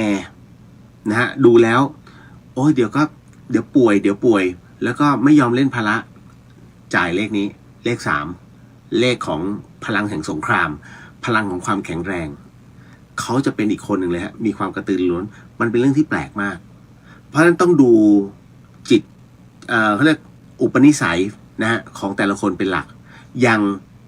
ชาวเหนือเนี่ยบางคนเนี่ยอ่อนหวานมาก เดี๋ยวก็เจ้าใจเย็น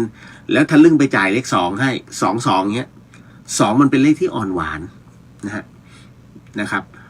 พออ่อนหวานเรียบร้อยเลยคราวนี้ยืดกันไปใหญ่เลยโอ้โหเย็นสุดขั้วยิ่งกับน้ำแข็งอีกมันก็ไม่ได้นะฮะมันถึงต้องดูตามอุปนิสัยของแต่ละคนเรื่องราวตรงนี้ซึ่งผมไม่พยายามจะดูให้เพราะมันมีฟีดแบ็กนะครับท่านจำไว้นะวิชาโหราศาสตร์นะครับเป็นเรื่องที่ดีที่เรียนรู้เอาไว้เรียนให้รู้ต้องใช้คำว่าเรียนให้รู้นะเมื่อรู้แล้วก็แค่รู้ท่านอย่าร้อนวิชาโอ้ยมาดูสิเนี่ยคือเรื่องบางเรื่องมันไม่จำเป็นนะฮะที่จะต้องไปหาเรื่องเข้าตัวเพราะถ้าท่านไปแนะนำแล้วชีวิตเขาเปลี่ยนจากดีอยู่แล้วเนี่ยท่านจำว่าบางอย่างเนี่ยเขาดีอยู่แล้วนะสมมุติว่าเขาถือเลข86เนี่ย86โอ้เนี่ยของผมเบอร์86เนี่ยมันเป็นเลขสำหรับที่เงินเก็บก็ไม่อยู่นะฮะมันเป็นเลขที่ต้องเสียเงินตลอดเวลาแต่บังเอิญว่าคนนี้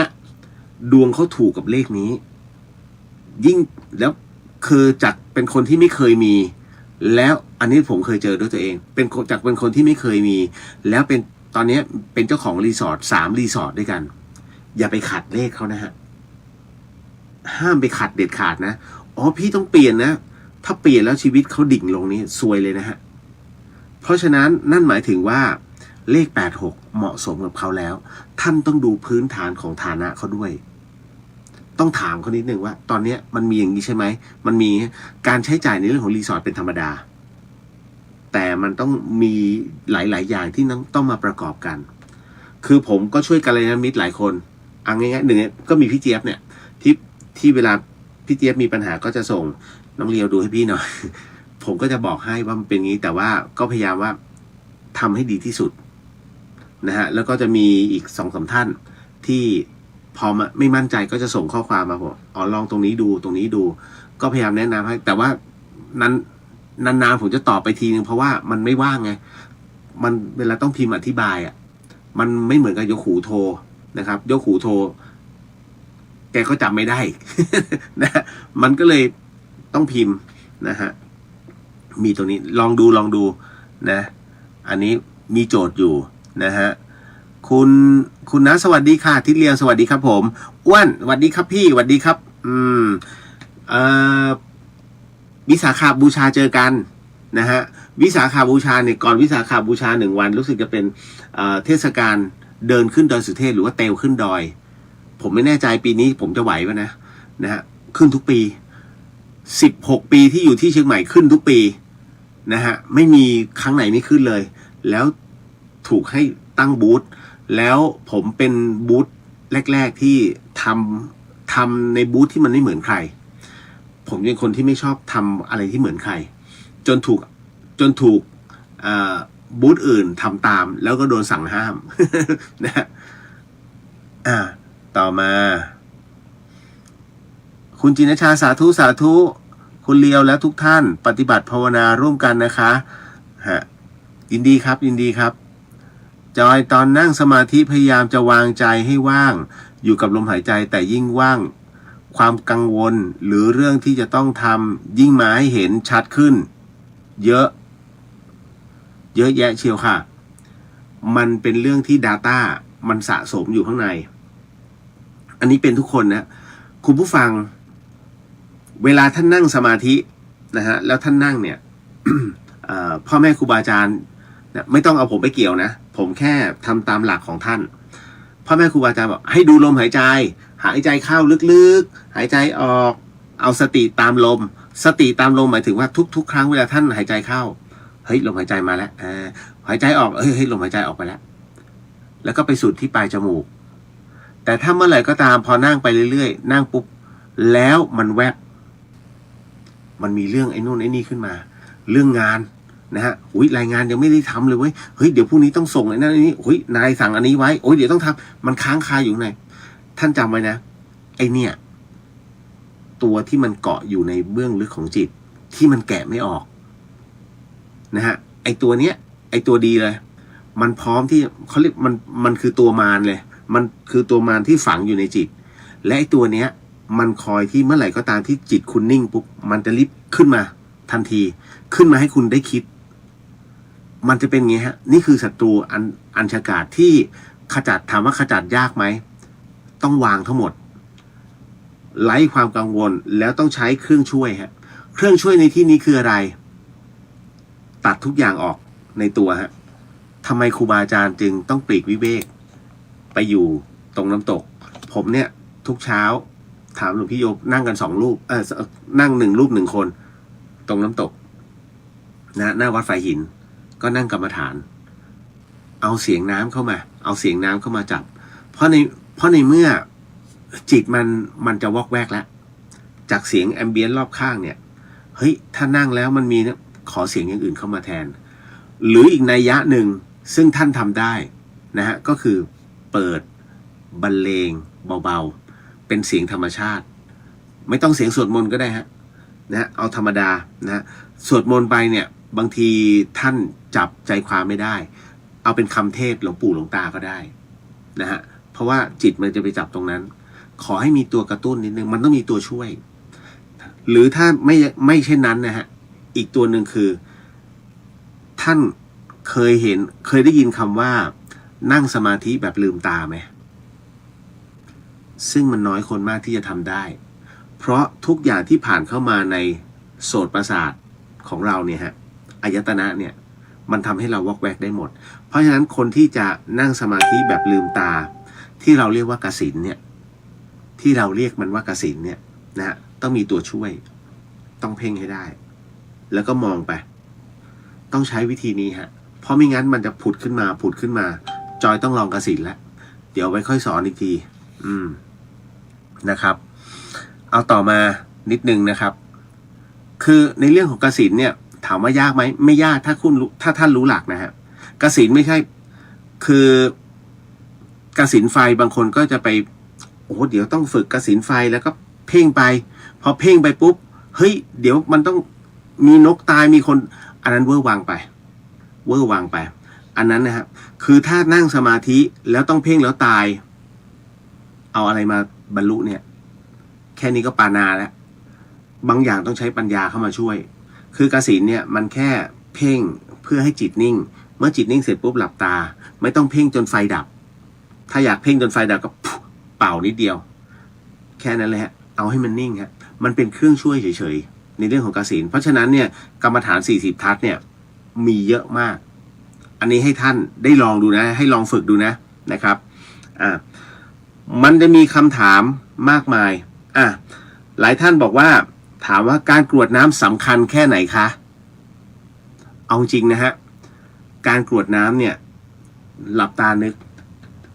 ตอนที่พญามารเนี่ยฮะมากวนองค์สมเด็จพระสัมมาสัมพุทธเจ้านะครับ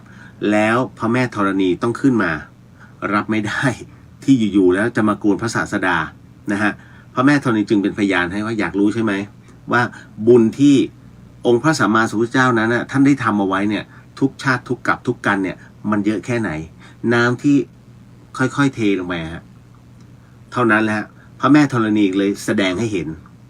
แล้วทำไมพระแม่ธรณีจึงแสดงให้เห็นเพราะพระแม่ธรณีเป็นพยานดังนั้นเวลากรวดน้ำไม่ได้กรวดลงใบไม้นะธรณีมันแปลว่าดินพื้นดินนะฮะผมก็เจอคำถามว่าแล้วยางมะตอยล่ะคะเป็นธรณีไหมล่ะนะใช้คำว่าสมมุตินะใบไม้สมมุติได้ไหมไม่ได้ฮะแต่ที่เราเดินเป็นถนนคอนกรีตถนนเทไปเถอะนะฮะเทไปเถอะฝุ่นก็คือละอองแล้วล่ะแต่ถ้าใบไม้เนี่ยมันก็คือเนี่ยอยากจะตีมือพระหลายๆลูกโน่นไปเทต้นไม้นะ ท่านก็คืออาจในยะหนึ่งก็คือเทต้นไม้เทใบไม้เดี๋ยวมันก็ลุ่งลงดินมันก็อาจจะใช้ได้แต่จริงๆแล้วเทดินโดยตรงดีกว่าอย่าลืมนะฮะศีลข้อที่พระท่านมักจะให้พลาดที่สุดคือศีลข้อไหนรู้ไหมศีลข้อ3นะที่พระเวลาท่านให้ศีลรับศีลนะฮะปานาติปาตาเวรมณีจำได้ไหมถ้าสังเกตดีๆนะครับเวลาผมบอกว่าเวลาให้ข้อศีลข้อ3เนี่ยข้อ3อะไรกาเมสุ ใช่ไหมฮะเวลาให้ต้องบอกว่ากาเมสุหยุดแค่นี้นะกาเมสุแล้วหยุดนะฮะแล้วค่อยมามิจฉาจาราเวรมณีพระท่านจะให้กาเมสุมิจฉาจาระมันแปลว่าเสพกามเป็นเรื่องดี อันเนี้ยอันตรายมากแล้วพระท่านให้พลาดกันหมดสังเกตดิยกเว้นพระที่ท่านมีพระวินัยค่อนข้างสูงส่วนใหญ่เป็นพระผู้ใหญ่กาเมสุมิจฉาจาราเวรมณีสิกขาปะทังสมาธิยามิสมัยนี้กาเมสุมิจฉาจาราเวรมณีต่อเนื่องถ้ามันแปลเนี่ยฮะจากบาลีเป็นไทยกาเมสุมิจฉาการเสพการเป็นเรื่องดีนะท่านให้ผิดนะครับอันนี้บอกการกรวดน้ำสำคัญไหมก็ต้องมีพยานนิดนึงต้องมีพยานในการให้ในเรื่องของการทำความดีก็คืออยากให้พระแม่ธรณีเป็นพยานนะฮะเพราะฉะนั้นจริงๆแล้วการกรวดน้ำนะครับมันเป็นเรื่องราวของพราหมณ์ด้วยซ้ำแต่เป็นเรื่องที่ดีนะครับพระพุทธเจ้ามองเห็นเล็งเห็นมาตรงนี้ว่ามันเป็นเรื่องที่ดีแล้วก็ไม่ได้ขัดอะไรมากมายท่านก็อนุญาตซึ่งท้ายที่สุดแล้วพระพุทธองค์ท่านก็ทำนะฮะนั่นแหละกรวดน้ำทุกครั้งแต่พระพุทธเจ้ากรวดแบบเราไหมไม่นะฮะน้ำที่ล้างบาตรท่านเทแค่นั้นเองนะฮะก็ต้องบอกว่าสำคัญไม่สำคัญแล้วแต่ท่านนะครับพิจารณาเอาตามเหตุปัจจัยเนาะคุณนายนาบอกมี87แต่ยังขายดีหรือจะเป็นอย่างอื่น87มันเป็นเลขไม่ใช่ครับเดี๋ยวนะ87มันเป็นเลขขุมทรัพย์มันเป็นเลขเงินอยู่แล้วนะฮะเขาเรียกเลขพกทรัพย์87นะ8778นะฮะนี่แหละก็เลยต้องบอกว่าดีแล้วฮะมีเลขนี้ อย่าไปเปลี่ยนมันนะครับคืออย่างนี้ฮะหมายเลขโทรศัพท์เนี่ยเราต้องเอาตัวเราเป็นหลักสมมุติว่าท่านค้าขายอยู่สมมุตินะ11เนี่ยมันเป็นเลขหักหลังแต่บังเอิญว่าท่านถือ11นะฮะแล้วท่านขายเครื่องมือเกษตรแล้วเป็นเครื่องมือหนักแล้วโอ้ขายดีมากเดี๋ยวคนมาสั่งนะฮะแล้วก็มีรถฝัดข้าวไหมเอาไปเลยมีเดี๋ยวติดต่อให้ขายราคานี้ถูกกว่าชาวบ้านเขานะฮะถูกกว่าชาวบ้าน100 บาทคนเขาเอานะจำไว้นะวิธีการขายของนะฮะคุณถูกกว่าชาวบ้าน1 สลึงเขาก็ซื้อคุณแต่ถ้าคุณขายราคาเท่ากันเขาจะซื้อร้านเก่าแค่นั้นเลยฮะหลักการขาย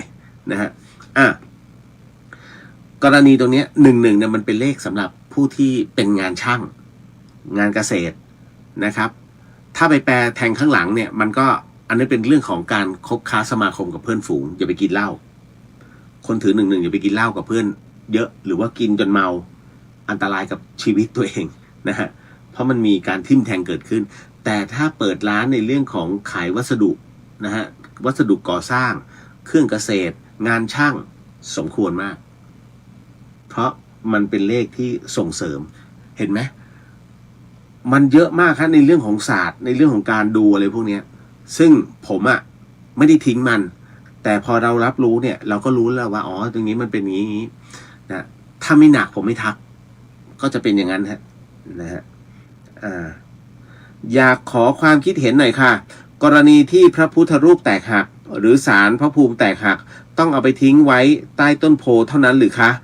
แล้วถ้าวัดนั้นไม่มีต้นโพล่ะควรทำยังไงน่าตีมากเลยฮะคนที่มีความเชื่อแบบนี้เอาจริงนะคุณกำลังเอาภาระของคุณเนี่ยเอาไปให้พระเอาไปให้วัดเอาไปทำความสกปรกถามว่าบุญอยู่ตรงไหนฮะเขาเรียกว่าปัดสวะให้พ้นตัวแต่สวะนั้นจะไปอยู่ที่อื่นนะฮะไม่เป็นไรบ้านกูขออย่าให้สกปรกนะขอให้กูสบายใจนะฮะแต่เอาตัวนี้ไปไว้ที่วัดกลายเป็นขยะไปทั้งนั้น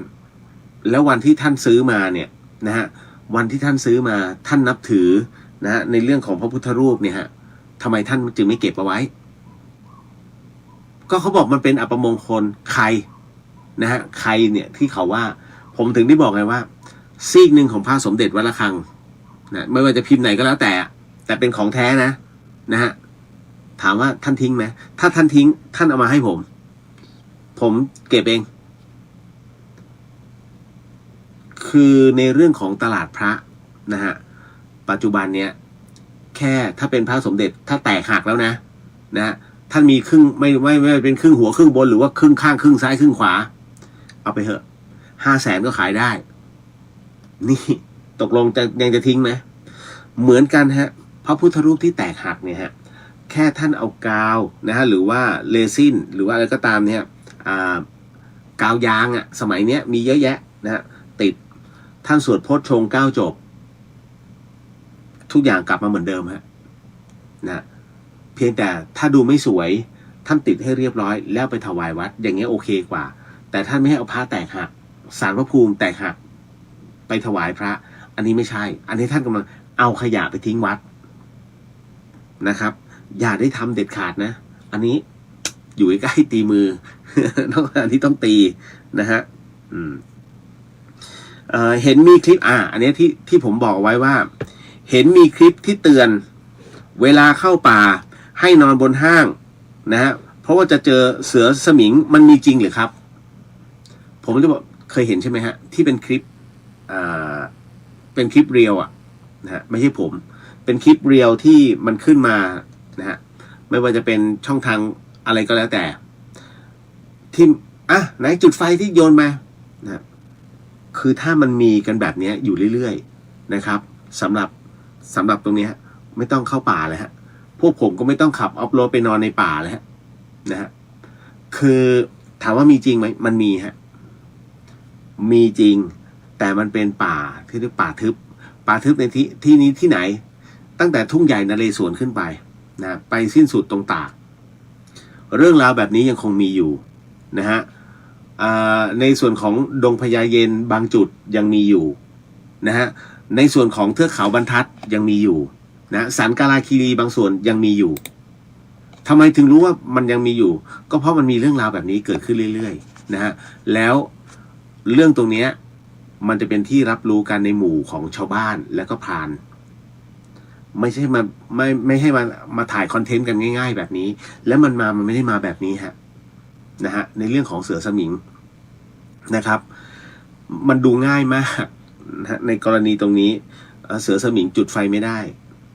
เสือสมิงเป็นอะไรจริงๆแล้วเสือสมิงหมายถึงมนุษย์ก็คือคนที่เคยประพฤติในเรื่องของวิทยาคมแล้วก็เรียกว่าก็คล้ายหมอเนี่ยหมอต่างๆที่ทำคุณไสยรับทำคุณไสยชาวบ้านพวกเนี้ยตัวจิตเนี่ยเขาจะขุ่นมัวอันนี้เขาเรียกใสดำถามว่าล้างได้ไหมต้องถามตัวเขาว่าเบื้องลึกของจิตเนี่ยมันมากน้อยแค่ไหนพวกนี้เนี่ยครั้งหนึ่งเคยเก่งในเรื่องของกรรมฐานเพราะเขาต้องใช้กำลังเยอะอันนี้เราต้องบอกว่าเขาจะเก่งในเรื่องของกรรมฐานแต่อาจจะเป็นในเรื่องของรับรู้ในเรื่องของวิชาต่างๆนะฮะที่พยายามอยากจะฝึกขึ้นมาอยากจะทดลองแล้วพอทดลองแล้วมันเหมือนว่าดูได้ผลการได้ผลนั้นหมายถึงว่าเป็นการประพฤติด้วยจิตที่อันเป็นจิตมืดนะฮะแล้วมันสะสมขึ้นมาจนไม่สามารถจะกลับมาให้ทำเป็นจิตที่เป็นกุศลได้แล้วจึงทำเรื่อยๆแล้วพอวันหนึ่งที่หมดบุญขึ้นมามันเข้าตัวต้องไปเป็นแบบนั้นฮะเขาเรียกพวกมนุษย์นะก็จัดอยู่ในหมวดหมู่ของอสุรกายเมื่อตายลงจึงเกิดเป็นแบบนั้นทันทีนะฮะเราก็จะเรียกต่างๆนานาว่าเสือสมิงคืออะไรก็คือกลางคืนจะเป็นผู้หญิงสวยอันนี้อะไรก็ไม่รู้นะฮะเหมือนยาจกซูมาเลยนะเสือสมิงเนี่ยกลางคืนเขาจะออกล่าเหยื่อโดยการที่จำแรงร่างตัวเองเป็นผู้หญิงสวยนะฮะแล้วก็แต่ไม่มันจะมีกลิ่นของสางอยู่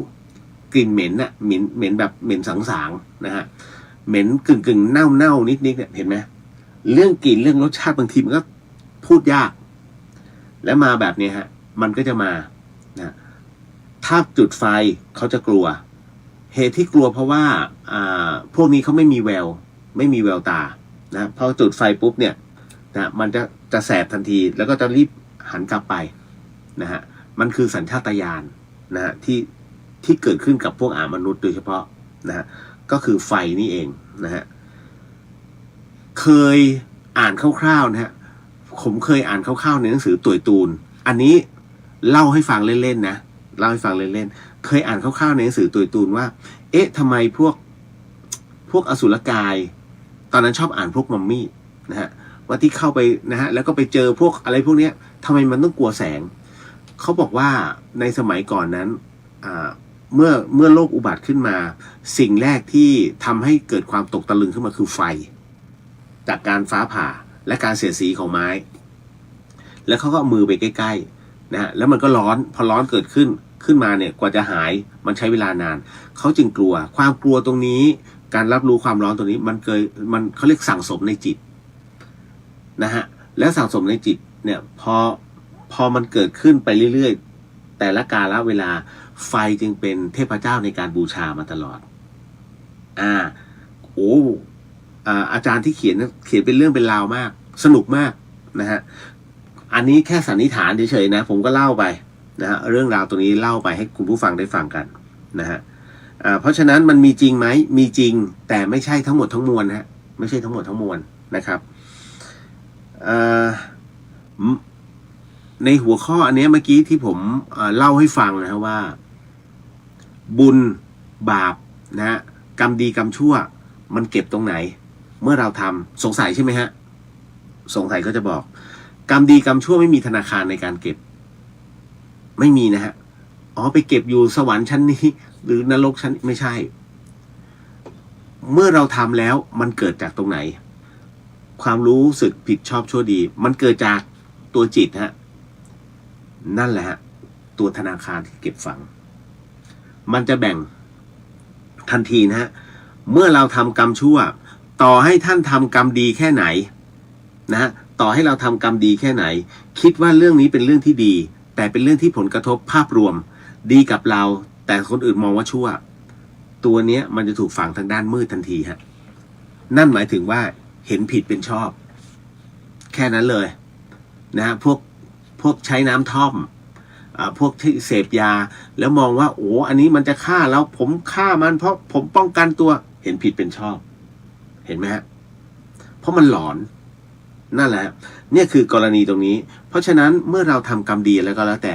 เมื่อทำดีรู้ว่าดีจิตจะฟ้องทันทีว่านี่คือกุศลมันจะเก็บเอาไว้ในทางด้านบุญฮะมันจะฝังอยู่ข้างในแล้วเมื่อวันสุดท้ายมาถึงตัวนี้จะถูกใช้ขึ้นมาทันทีดังนั้นเขาจึงบอกว่าทำชั่วทั้งชีวิตแต่เมื่อกรรมดีเมื่อจะทำความดีครั้งสุดท้ายอย่างเช่นนักโทษประหารฆ่าคนมาตลอดค้ายามาตลอดวันสุดท้ายของการเข้าแท่นประหารเอาพระมาเทศท่านคิดว่ามันจะเข้าไปไหมมันเข้ามาแป๊บเดียวแล้วมันก็ออกไปเพราะใจมันไม่ได้รับใจมันแค่ไม่อยากตายแค่นั้นเองฮะนั่นคือสิ่งที่มันเกิดกับนักโทษประหารเพราะฉะนั้นเมื่อทำชั่วมาเรื่อยๆแล้วอยู่ๆแล้วอยากจะทำความดีในวาระสุดท้ายจิตไม่รับน้อยจริงๆนะฮะน้อยจริงๆที่จิตจะรับตรงนี้เนี่ยทั้งหมดแล้วท้ายที่สุดก็เมื่อตายลงมันก็ไปชดใช้ในสิ่งที่เกิดขึ้นนะตรงนี้เห็นไหมฮะนะฮะคุณนายนะบอกว่าพูดถึงเรื่องผีสั่งอาหารตอน3 ทุ่มไรเดอร์บอกป้าผมเห็นผีไม่กล้ากลับทางเก่าไรเดอร์เลยขับไปทางใหม่ทีนี้เหมือนวางระเบิดให้ข้าพเจ้าในวันที่ไปขายของกลับดึกคาถากันผีนะโมพุทธายะกับพระเต็มกระเป๋าคุณเลียวว่าผีจะมาให้เห็นไหมไม่ครับ ไม่หรอกครับอยากเห็นผมบอกเลยใครที่อยากเห็นผีคุณบอกเลยเฮ้ยอยากเห็นแล้วจะไม่เห็นเพราะอะไรจิตมันกระด้างคนจิตกระด้างมาไม่ค่อยเห็นผีฮะไอ้ที่มาถ่ายบ้านผีเฮ้ยผีไม่มีทางโมนะฮะต้องจิตละเอียดเท่านั้นนะครับ อันนี้บอกเอาไว้เฉยๆอีกอันนึงอันนี้สิน่าสนใจเดี๋ยวนะผมไม่รู้ว่าเขาเรียก น่าจะเป็นสุสานตรงเทศบาลสุเทพอะตรงวัดใหม่ห้วยทรายใช่ไหมใช่ตรงวัดใหม่ห้วยทรายจังหวัดเชียงใหม่ฮะตรงวัดใหม่ห้วยทรายท่านเชื่อไหมไลน์แมนอะไรเดอร์อะเอาข้าวไปส่งตรงจุดนั้นน่ะ3-4 รายแล้วนะฮะทั้งกลางวันและช่วงค่ำเป็นงี้บ่อยๆมากเขาบอกว่ามีคนสั่งแล้วให้มาส่งตรงนี้แต่พอไปถึงอ่ะมันไม่มีใครมันเพิ่งคือไม่มีงานศพไม่มีอะไรเลยนะฮะแล้วก็เขาก็ชี้แล้วเขาก็ให้ดูนะว่าไอเนี่ยมันชี้อยู่ที่นี่ผมก็เลยน้องเขากดผิดเปล่านะผมโทรไปแล้วพี่นะฮะเขาก็บอกเขาอยู่ที่นี่ นะเฮ้ยอันเนี้ยน่าสนใจมากนี่เลยเอาไว้ถ้าท่านมีโอกาสตรงสนามกีฬาเทศบาลสุเทพท่านลองถามแม่ค้าแถวๆนะเดี๋ยวก็ท่านก็ได้รับรู้ว่าโอ้ยมากันประจำ นะมีแล้วก็ท้ายที่สุดก็ไรเดอร์ต้องเอากลับไปแต่มันมีที่เขาสั่งจริงๆก็มีตัวตนก็มีไอ้ที่ไม่มีตัวตนเยอะกว่าแค่นั้นแหละเรื่องของเรื่องอันเนี้ยน่าสนุกต้องถามน้องๆไรเดอร์ที่เขาส่งแถวสุเทพเนี่ยเขาจะรู้นะฮะเฮ้ยมันขึ้นตรงนี้อีกแล้ว นะบางทีเขาหลอนๆนะฮะต่อมาการทำแท้งเราถือว่าบาปแต่ทำไมกฎหมายอนุญาตคะแล้วต้องกี่เดือนไปถึงจะไม่ผิดกฎหมายโอ้โหทำแท้งคืออย่างนี้ฮะผมต้องบอกก่อนนะอธิบายก่อนนะว่าชีวิตมันคืออะไรชีวิตเนี่ยมันจะกำเนิดเกิดขึ้นก็ต่อเมื่อมีวิญญาณนะฮะขันเราเนี่ยธาตุขันของเราต้องมีวิญญาณเกิดขึ้นแล้ววิญญาณเกิดขึ้นตั้งแต่เมื่อไหร่ก็ตามที่มีการปฏิสนธิเกิดขึ้นมาเมื่อมีการรวมตัวกันนะฮะเมื่อรวมตัวกันเนี่ยยังไม่มีวิญญาณอันนี้เข้าใจก่อนนะฮะแต่เมื่อไหร่ก็ตามที่มันเกิดปฏิกิริยาเขาเรียกฟูมฟักจากไข่ขึ้นมาเป็นตัวเริ่มมีความรู้สึกกระดิกได้ปุ๊บนั่นแหละวิญญาณเกิดขึ้นถ้าทำแท้งทันทีฮะหลุดออกมาเนี่ยเรียบร้อยเพราะฉะนั้นเนี่ยมันจะมีช่วงระยะเวลาไม่เท่าไหร่เองที่เป็นการรวมตัวเฉยๆแล้วถ้าป้องกันตรงนั้นได้อันนั้นไม่เกิดกรรมเพราะมันยังไม่มีวิญญาณแต่ถ้าเมื่อไหร่ก็ตามที่มีการเขาเรียกว่าอะไรล่ะก่อตัวขึ้นมาไม่ได้นะฮะอันนั้นเกิดกรรมทันทีนั่นแหละท่านถึงได้บอกว่าการทำแท้งนั้นมีโทษเป็นมหันต์อันเนื่องมาจากว่าเราไม่รู้หรอกว่าเด็กที่อยู่ในท้องนั้นเป็นผู้หญิงหรือเป็นผู้ชายท่านจำเรื่องของนาบุญได้ไหมฮะนาบุญที่เวลาเราทำบุญเนี่ยเราต้องเลือกนาบุญนะไม่ให้อยู่ทำสุ่มสี่ว่าไม่งั้นทำ1 ได้ 1หมายถึงว่าใส่ข้าวไป1 ทัพพีก็ได้กลับมา1 ทัพพีแต่ถ้าท่านทำนาบุญที่ดีใส่ข้าว1 ทัพพีท่านได้กลับมา100 ทัพพีท่านได้กำไรท่านเอาไหมแน่นอนที่สุดฮะเช่นกันการเลือกนาบุญที่ดีเนี่ยท่านก็จะเลือกดูพระแต่ละรูปแต่พระแต่ละรูปอย่าเอาแต่ชื่อบางคนเนี่ยบอกพี่เลี้ยวเนี่ยหนูไปใส่บาตรเนี่ยหลวงพ่อรูปนี้มาเพราะวัดไหนเหรอผมก็ถามวัดไหนอ๋อวัดเนี้ยค่ะผมก็กากเลยรู้แล้วล่ะอันนี้เขาทำ1 ได้ 1 นะฮะเพราะเราก็จะรู้กิตติศัพท์แต่ละรูปแต่ละที่ไงนะแต่รูปไหนดีเราก็จะบอกโอเคโมทนาสาธุนะฮะก็คือมันมีเหตุปัจจัยเรื่องบางเรื่องมันก็พูดไม่ได้จริงๆนะทุกแวดวงนั้นย่อมมีผู้มีอิทธิพลต้องบอกทุกแวดวงไม่จำเป็นนะว่าจะต้องเป็นหน่วยงานราชการนะทุกอย่างเอกชนเขามีเส้นสายของเขาไปแตะเขาไม่ได้นี่เขาก็มีเพราะฉะนั้นทุกแวดวงฮะมันมีหมดมันก็จะมีแบบนี้แต่เราแค่รู้ก็พอเห็นเนี่ยพอเป็นคฤหัสถ์แล้วผมปากเริ่มมาแล้ว ปากเริ่มทำงานแล้วนะฮะแต่ถ้าตอนเป็นพระไม่ได้นะ ผมก็อันนี้อาบัติอันนี้อาบัติแต่เราพูดเนี่ยเราพูดในฐานะที่ตักเตือนนะฮะถามว่ามันเป็นวจีกรรมไหมมันท่านต้องพิจารณาเอาว่าสิ่งที่ผมด่าไหมล่ะเฮ้ยไม่ดีเลยเนี่ยไอเนี่ยเอาจริงเนี่ยรับหลังเป็นเงี้ยนะศึกบกอันเนี้ยต้องบอกก่อนนะว่าเข้าใจคำว่าศึกบกไหมฮะไอ้ที่จับกันได้คืนนี้เอาแล้วจับพระรูปหนึ่งได้แอบมาเที่ยวคาราโอเกะนะศึกบกเขาเรียกเหมือนกับว่าถอดผ้าเหลืองออกนะแล้วก็ใส่ชุดคารวะแล้วไปเที่ยวแล้วพอได้เวลากลับวัดก็กลับมาปุ๊บแอบใส่จีวรกลับเข้าวัดเขาเรียกศึกบกนะซึ่งถามว่ามันทำได้ไหมถ้าทางความประพฤติเขาเรียกว่าอันเนี้ยหมดแล้วหมดจากความเป็นพระไปเรียบร้อยแล้วตั้งแต่ครั้งแรกที่ทำมันมีบางกรณีที่เกิดขึ้นนะในสมัยสงครามจริงๆพระห้ามยุ่งสงครามนะท่านจำศึกอะไรล่ะจะบอกเป็นภาพยนตร์เนาะมันเป็นภาพยนตร์แล้วกันผมไม่แน่ใจว่าบางระจันหรือเปล่านะหรือว่าเลือดสุพรรณผมจำไม่ได้แล้วนานมากแล้วในบทภาพยนตร์เนี่ยทำให้เห็นว่ามีพระนะฮะไม่แน่ใจหรือว่าตอนเสียกรุงนะเป็นภาพยนตร์เป็นภาพยนตร์หรือละครวะแต่ช่วงเสียกรุงท่านเขาถ่ายให้เห็นว่ามีพระนะฮะขอลากับต้นไม้ก็คือต้นโพแล้วก็ถอดจีวรออกนะฮะแล้วก็ถอดอังสาออกเหลือตัวนะฮะแล้วก็คาดดาบนะฮะแล้วก็ออกไปลบถามว่าตรงนี้ทำได้ไหมจริงๆแล้วใน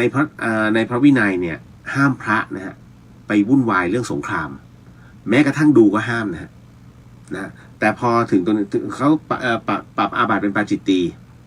ไม่พอดีผมกำลังจะจัดทำหนังสือเกี่ยวกับพระวินัยเกิดขึ้นก็เลยค่อนข้างจะรู้หน่อยแล้วก็พอถึงตรงนี้เสร็จปุ๊บนะฮะถามว่าทำได้ไหมในการปกป้องประเทศนะฮะถ้าท่านมองว่ามันเป็นหน้าที่ของพลเมืองก็ไม่ผิดแต่ถ้าเราต้องกลับมาบวชมันต้องแล้วแต่ว่าพระสังฆาธิการหรือว่าพระอุปชาเนี่ยพิจารณา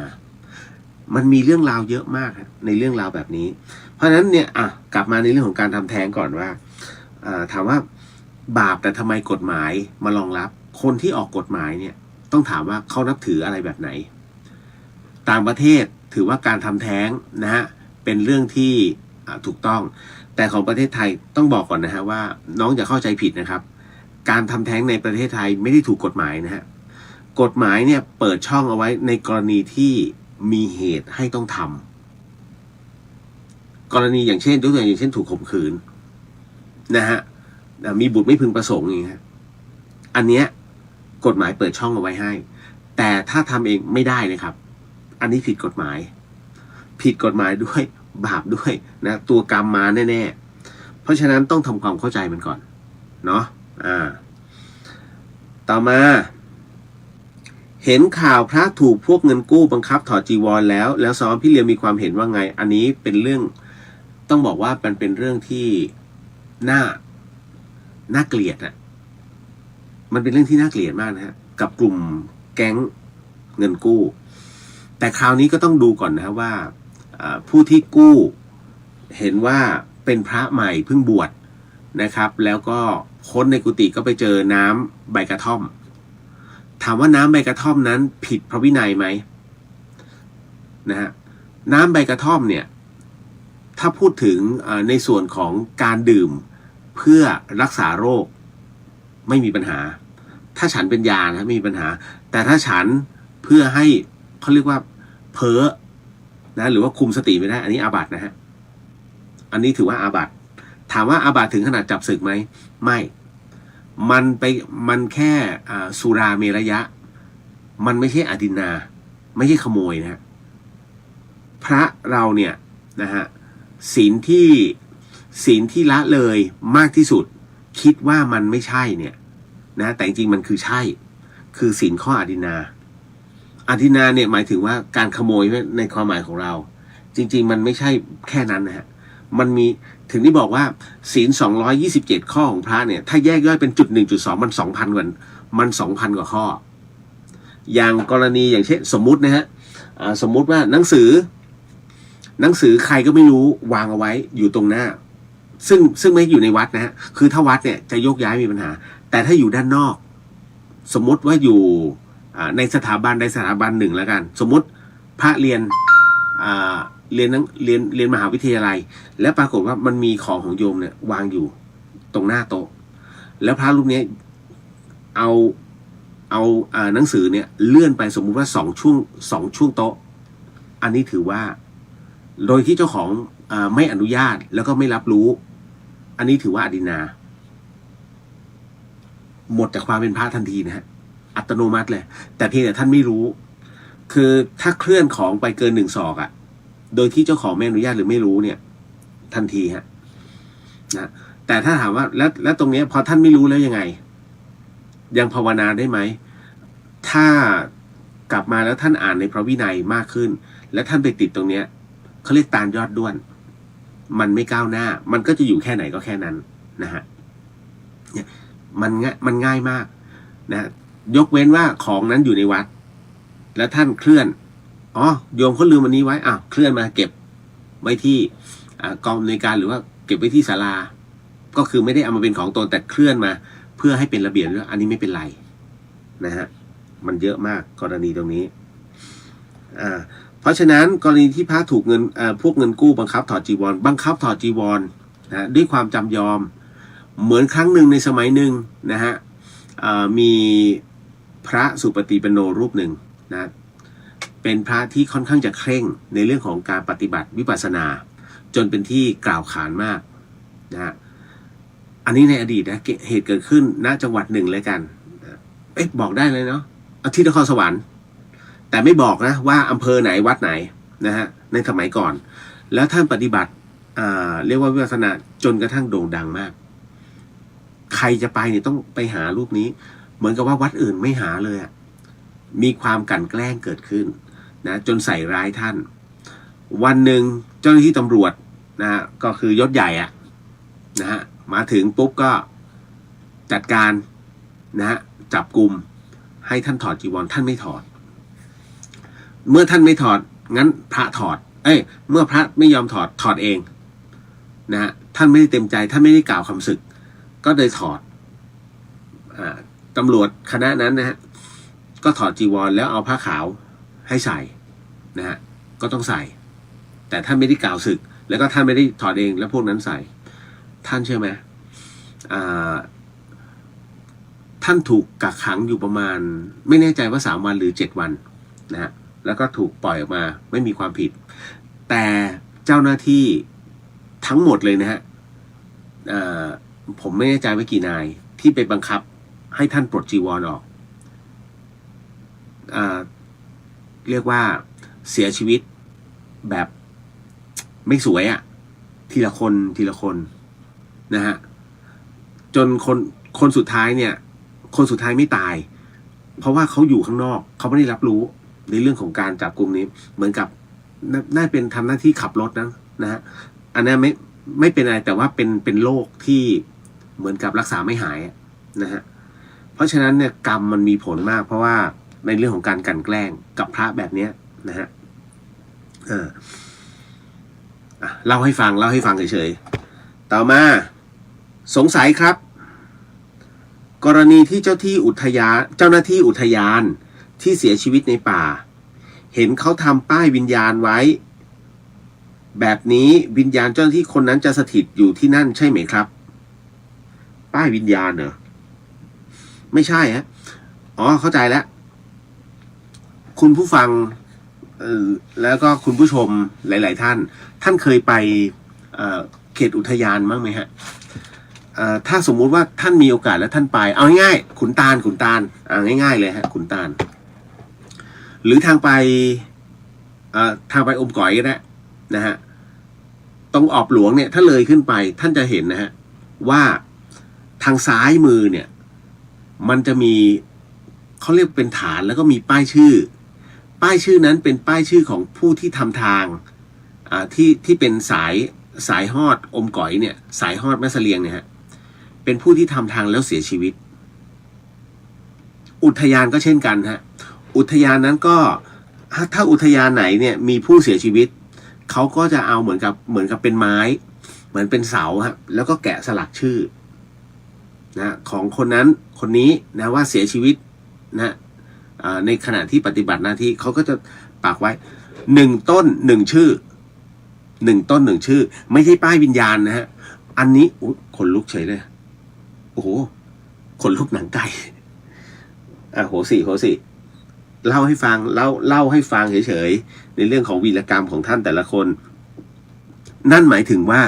เขาให้เกียรติเจ้าหน้าที่ผู้ปฏิบัติหน้าที่นะฮะที่ปกป้องผืนป่าณจุดตรงนั้นเมื่อตายลงนะฮะเขาก็เลยให้เกียรติในการสลักว่าเนี่ยเจ้าหน้าที่คนนี้เขารักษาผืนป่าเขตนี้อยู่นะแล้วเขาประจำการอยู่นี้จึงทำไว้ให้เป็นอนุสรณ์เฉยๆไม่ใช่ป้ายวิญญาณนะถามว่าวิญญาณจะสถิตตรงนั้นไหมตายแล้วก็ตายกันนะตายแล้วเกิดปุ๊บตายเมื่อตายปุ๊บเกิดปั๊บนะฮะทันทีไปตามเหตุปัจจัยของเขาเรียกว่าแห่งบุญกรรมของแต่ละท่านนะฮะเพราะฉะนั้นอันเนี้ยจะสถิตไม่สถิตตอบไม่ได้ มันต้องไปถึงที่นะครับถึงจะรับรู้ว่าอ๋อท่านน่าจะอยู่ตรงนี้อะไรอย่างเงี้ยฮะแต่ว่าถ้าไม่มีคือไม่มีนะฮะไม่ใช่ป้ายวิญญาณนะผมก็มานั่งคิดคืออย่างนี้ไม่เคยเห็นใช่ไหมผมอะจริงๆอยากจะทำคลิปไอ้ตัวนี้ให้คนได้เห็นหน่อยว่าผู้ที่เขาเสียสละในการทำเส้นทางเนี่ยสายฮอดที่ไปทางออบหลวงนะฮะแล้วก็จะขึ้นไปทางอมก๋อยเนี่ยนะที่ไปป่าสนเนี่ยก่อนถึงซ้ายมือเลยฮะนะแค่ผ่านออบหลวงไปหน่อยเดียวแล้วอยู่ทางซ้ายมือเลยทางแยกแม่แจ่มไปหน่อยนึงนะมันจะมีท่านสังเกตดีๆมันจะมีฐานซีเมนต์ใหญ่ๆเลยนะแล้วส่วนใหญ่เขาจะอัดรถขึ้นผ่านเร็วๆเพราะมันเป็นทางขึ้นเขานะครับเขารีบอัดรถน้อยคนจะสังเกตเขาก็จะเขียนว่าป้ายลายนามผู้ทำทางนะตรงนี้แต่พอไปอ่านจริงรายชื่อผู้เสียชีวิตนะฮะเอาล่ะเก็ตเนาะมันละสินะครับพี่จันจราดบอกว่าไปวัดธรรมยุทธ์หรือเห็นพระสงฆ์ยังสูบบุหรี่กันไม่เป็นอะไรหรือไม่เป็นไรครับกรณีตรงนี้เนี่ยหลวงตามหาบัวจารย์สัมปันโนท่านก็เคยตอบคำถามเกี่ยวกับเรื่องการสูบบุหรี่เช่นเดียวกับหลวงปู่แหวนที่ท่านก็เคยตอบปัญหาตรงนี้ท่านสูบเฉยๆจิตไม่ได้ไปผูกนะฮะก็สูบเป็นอย่างนั้นนะฮะมีก็สูบไม่มีเธอก็ไม่ว่าอะไรนั่นแหละฮะแต่ถ้าเฮ้ยไม่ได้ไปซื้อมาหน่อยอันนี้เรียกติดนะฮะอันนี้ไม่ใช่นะครับแต่อย่างของหลวงปู่แหวนเนี่ยท่านจะสูบขี้โยแล้วก็สูบนะไม่ได้มีอะไรเพราะจิตท่านหมดแล้วฮะไม่ได้ยึดติดแล้วนะครับแล้วก็สูบไปงั้น จนถ้าคุณหมอสั่งว่างดนะครับ หลวงปู่นะฮะนี่แหละไม่เป็นไรฮะพี่นะตรงนั้นการที่เราไปพบเจอกับเหตุการณ์ที่มีคนขอความช่วยเหลือแต่ปรากฏว่าถูกคนห้ามไม่ให้เข้าไปช่วยเพราะว่าเราไม่ใช่เจ้าหน้าที่สุดท้ายเขาคนนั้นเนี่ยที่ขอความช่วยเหลืออยู่ก็ไม่แน่ใจว่าเขาเสียชีวิตหรือสลบเพราะมีคนค่อยๆดันแล้วก็ผลักผมมาจากจุดนั้นพอกลับถึงบ้านน้องเขาบอกพอกลับถึงบ้านเนี่ยจิตใจไม่ค่อยจะดีเลยฮะรู้สึกเสียความรู้สึกมากๆนะฮะว่าจะช่วยเขาถ้าหากเขาตายลงผมจะติดกรรมไหมนะตรงนี้น้องเขาถามคำตอบคือไม่ติดฮะไม่ติดเพราะอะไรก็เพราะว่าน้องมีจิตอันเป็นกุศลที่อยากจะช่วยเขานะตรงนั้นเป็นที่เรียบร้อยแล้วแต่คราวนี้ปรากฏว่าพอน้องไม่ใช่เจ้าหน้าที่เนี่ยนะครับเขาก็ไม่ให้เข้าต่อให้น้องมีประสบการณ์มากน้อยแค่ไหนถ้าน้องไม่ใช่เขาก็ไม่ให้เข้าเพราะเขาไม่ไว้ใจแต่ถ้าน้องใส่เสื้อกราวอยู่อ๋อผมเป็นหมอครับอันเนี้ยมันแสดงตัวโดยชัดเจนอันนี้ไม่มีปัญหานะครับแต่ถ้าสมมุติเราแค่เป็นบุคคลคนหนึ่งผ่านหลักสูตรมาแต่วันนั้นใส่แค่เสื้อยืดตัวเดียวกางเกงขาสั้นเฮ้ยอยากจะเข้าไปช่วย แต่เจ้าหน้าที่กำลังมาแล้วน้องก็เข้าไม่ได้ฮะเขาก็ต้องปล่อยให้เจ้าหน้าที่เข้าไปก่อน นี่คือวิธีการนะครับโมทนาสาธุฮะกับจิตอันเป็นกุศลที่น้องอยากจะเข้าไปช่วยเขาแต่เนื่องจากว่าด้วยสภาวะตรงนั้นเนี่ยมันไม่เอื้ออำนวยนะครับอย่าไปเสียความรู้สึกเพราะทั้งหมดทั้งมวลนั้นกรรมมันเป็นตัวจัดสรรเขาเรียกจังหวะของมันเป็นตัวจัดสรรทั้งหมดน้องสังเกตไหมบางคนที่มีคนได้ช่วยเหลือทันทีมันเป็นจังหวะที่มีหมอหรือพยาบาลอยู่ตรงนั้นเขาจึงช่วย CPR ได้นะฮะแต่บังเอิญกรรมก็จัดสรรเช่นกันนะกรณีที่เฮ้ยไปเป็นลมเด็ดอยู่เกาะกลางน้ำและตรงนี้เห็นจ่าว่าถ้าว่ายน้ำข้ามไปเนี่ยช่วยได้แน่ๆปรากฏน้ำมันเชี่ยวจะกระโดดข้ามไปก็ถูกห้ามก็ปล่อยตายตอนนั้นเนี่ยจังหวะกรรมมันจัดสรรของมันนะฮะอันนี้ก็เป็นเรื่องที่ดีฮะที่น้องอยากจะช่วยเหลือนะครับอันนี้ต้องอธิบายให้ฟังก่อนนะครับเดี๋ยวจะนอนไม่หลับเนาะต่อมาอันนี้ทางสามแพร่งมันแรงขนาดไหนคะมีวิธีแก้ไหมคะบ้านเลขที่883ค่ะโอ้โหเอาล่ะเอาจริงก็จริงๆผมก็เฉยๆนะเรื่องราวแบบนี้แต่บังเอิญว่ามันจำเป็นเพราะว่าเมื่อถามบอกแล้วว่ารายการนี้ถามมาต่อไปคุณผู้ฟังครับเลข88เนี่ยนะฮะเพิ่งจะมีข่าวใช่ไหมอะไรนะผมจำชื่อเขาไม่ได้ที่บอก88แล้วเป็นเลขการพนันต้องบอกงี้ฮะว่า88เนี่ยมันเป็นเลขเทาๆฮะสำหรับนักเสี่ยงโชคถ้าได้เขาเรียกรวยก็รวยเลยแต่ถ้าเมื่อไหร่ก็จมก็คือจมดิ่งเลยฮะจมดิ่งแบบโอ้โหใช้คำว่าโอ้โหเลย นะฮะนั่นคือเลข88ในการทำงานนะฮะแต่ถ้า83ล่ะ83เนี่ยมันเป็นเลขธาตุลม83นี่คือธาตุลมนะฮะเพราะฉะนั้นจะทำอะไรว่องไวมากเหมือนลิงอ่ะปั๊บแต่ถามว่าพลาดไหมพลาดเยอะเพราะมันทำงานเร็วเพราะฉะนั้นเวลาเราเห็นประเภทที่เฮ้ยทำงาน energy สูงมากแต่มันพลาดบ่อยวะไปถามก่อนนะมีเลข83ในตัวบ้างไหมนะฮะไปดูบัตรประชาชนก่อนเลย นะถ้าไอ้4ตัวหลังเนี่ยมันมี83ฝังอยู่ใช่แล้วอันนี้เป็นคนที่ทำงานไว energy สูงแต่พลาดเยอะนะเพราะมันเร็วไงนะแล้วเป็นที่คนที่คุณจำไว้นะคนไหนที่ถือเลข83เนี่ยเป็นคนที่ขี้หงุดหงิดกับใครหงุดหงิดกับคนที่energy ต่ำกว่าเขาอย่างแบบผัดวันประกันพรุ่งเนี่ยอย่างคุณเป็นคนที่ทำไอ้นู่นนี่ชิบเสร็จปุ๊บเฮ้ยส่งไอ้มาหน่อยดิเดี๋ยวได้ไหมครับเดี๋ยวทำตรงนี้ก็โดนตบเลยนะไม่ได้ต้องส่งเดี๋ยวนั้นมันเหมือนกับต้องอยู่ในคนที่มีความกระตือรือร้นพอๆกันมันถึงจะไปกันง่ายแต่คนพวกนี้ถ้าอยู่ในองค์กรนะฮะองค์กรพัฒนาเร็วมากเพราะมันคิดเร็วทำเร็วแต่มันก็ต้องมีประเภทตัวยื้อให้พิจารณาอย่างรอบคอบเพราะพวกนี้ทำงานดีเก่งแต่จุดช่องว่างมันเยอะ มันต้องมีคนคอยตบนะฮะกรณีของบ้านที่เป็นทางสามแพร่งมันแรงไหมเอาจริงนะมันก็แล้วแต่พื้นที่ฮะมันแล้วแต่พื้นที่ถ้าทางสามแพร่งตรงนั้นเป็นแม่น้ำเป็นลำธารย้ายเลยโอกาสที่คุณจะอยู่กลางเกาะหรือลอยคอไปกับน้ำสูงนะสูงถ้าเป็นทางสามแพร่งที่เป็นของถนนขึ้นมานะครับถามว่าแรงไหมระหว่างถนนเนี่ยที่มันผ่านไปทางเดียวกับที่ต้องผ่านทั้งสองทางคุณว่าตรงไหนเนี่ยสูดควันพิษมากกว่าง่ายๆเลยมันก็สามแพร่งไงโอ้กูจุดลับเลยไอ้ทางนี้คาร์บอนมอนอกไซด์ไอ้คานี้ก็คาร์บอนมอนอกไซด์ รถมันติดอยู่ตรงนั้นไงนะฮะแล้วก็ถามว่าดีไหมมันแรงเพราะมันมีเหตุผลของการแรงแต่ถ้าไม่แรงนั่นหมายถึงว่าวิธีการแก้นะซึ่งมันเป็นบ้านไปแล้วคุณมันยากการแก้ของทางสามแพร่งนั่นหมายถึงว่าคุณต้องปรับทั้งหมดให้มันมีมูฟเมนต์ของมันอย่างเช่นต้องเปลี่ยนจากบ้านเป็นอู่รถเปลี่ยนจากบ้านเป็นปั๊มน้ำมัน เปลี่ยนจากบ้านให้เป็นเหมือนกับอะไรนะคุณต้องทำเหมือนกับเป็นผนังน้ำตกอ่ะให้มันมีความเคลื่อนไหวนะอยู่เสมอนะเพราะถ้าคุณไม่ทำนะตรงนี้หนึ่งท่านจะมีโรคภัยไข้เจ็บอยู่เรื่อยๆฮะอย่างที่ผมบอกไงรถมันจอดตรงนี้นะแล้วมันก็ออกตรงนี้ทั้ง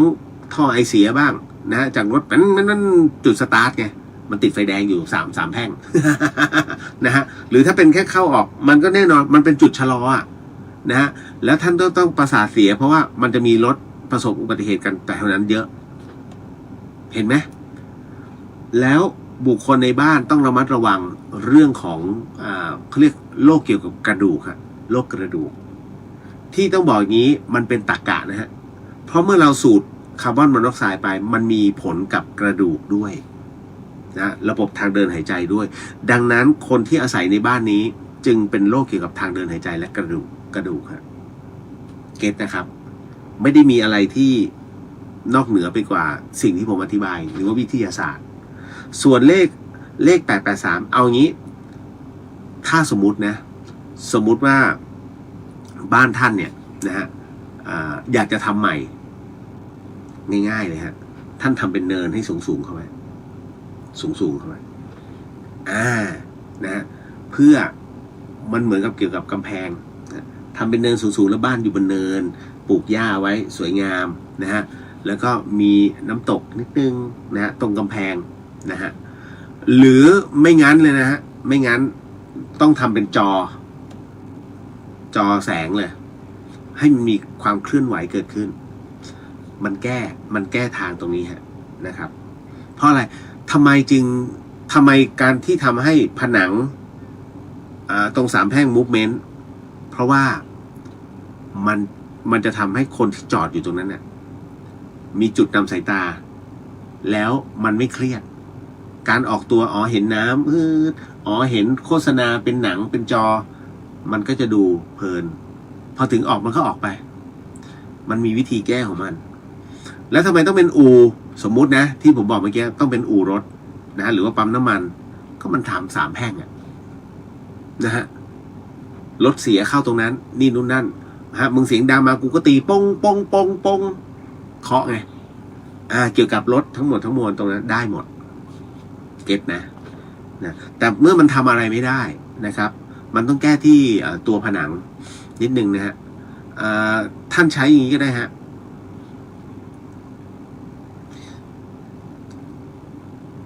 จะบอกไงดีตลาดคำเที่ยงของจังหวัดเชียงใหม่เนี่ยมันเป็นตลาดเกี่ยวกับต้นไม้ที่ต้นไม้นั้นมันจะมีที่ตรงนี้ฮะมันจะมีร้านที่ขายพวกอะไรนะไอสายยางที่มันเป็นละอองน้ำฮะไอตัวเนี้ยน่ะท่านซื้อมาแล้วก็ล้อมที่รั้วแล้วก็เป็นละอองน้ำลงทุนไม่มากฮะเพราะอะไรเอาไว้ซับเสียงซับฝุ่นติดนะฮะที่เหมือนที่ผมซื้อติดที่วัดฝายหินเนี่ยฮะที่เรากัลยาณมิตรเนี่ยท่านร่วมบริจาคมาแล้วผมจัดการตรงนี้นะเพื่อเป็นตัวที่ซับฝุ่น PM 2.5 ได้ผลอยู่สัปดาห์หนึ่ง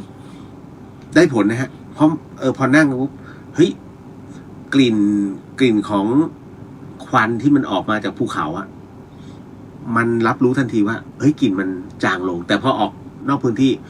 ชัดเจนเหมือนเดิมได้ผลนะฮะลองดูนะครับน้ำตรงนี้มันก็ช่วยได้มากน้อยแค่ไหนอันนี้แล้วแต่ท่านจะวางนะตรงนี้นะไอ้ที่เขาติดตามสวนไอ้ทับบิคอลอย่างนั้นเนี่ยที่เป็นละอองน้ำมาเรื่อยๆนั่นแหละครับส่วนบ้านเลขที่นั้นนะฮะจริงๆ883เนี่ยมันก็โอเคอยู่นะครับไม่น่ามีปัญหาผมก็ลืมถามว่าท่านทำอาชีพอะไรนะครับมันเปลี่ยนไม่ได้อยู่แล้วแค่เอาแผ่นทองคำเปลวติดที่หัวเลข3นะฮะต้องเป็นเจ้าบ้านนะเอาไปปิดซะก็มันก็จะกลายเป็น89ทันทีนะมันก็เป็นอีกเรื่องละนะฮะหมดเวลาฮะ พี่จะไปวัดฝายหินเห็นเขาลื้อเทวาลัยไปแล้วยังเหลืออีกอย่างคงจะย้ายไปเหมือนกันนะคะอ๋อฮะใช่ครับใช่ครับก็เขาเอาอันนี้ไปฮะ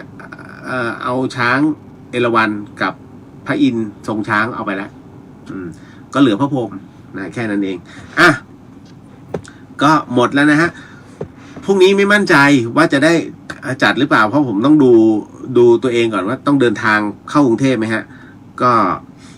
ขออนุญาตแล้วกันเนาะ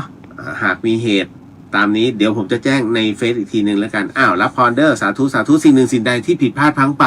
ก็ต้องขอโอสีกรรมนาที่นี้ไม่ได้ตั้งใจมีเจตนานะฮะสิทธิกิจจาสิทธิกัมมังสิทธิลาโภนิรันตรังสิทธิเตโชชโยนิจังสัพพสิทธิพระวันตุเตก็ขอให้กิจขอให้การงานจงสำเร็จจงสำเร็จจงสำเร็จขอให้มีลาภตลอดกาลนานขอให้มีเดชมีเดชะมีอำนาจมีที่ยั่งยืนและขอให้พละ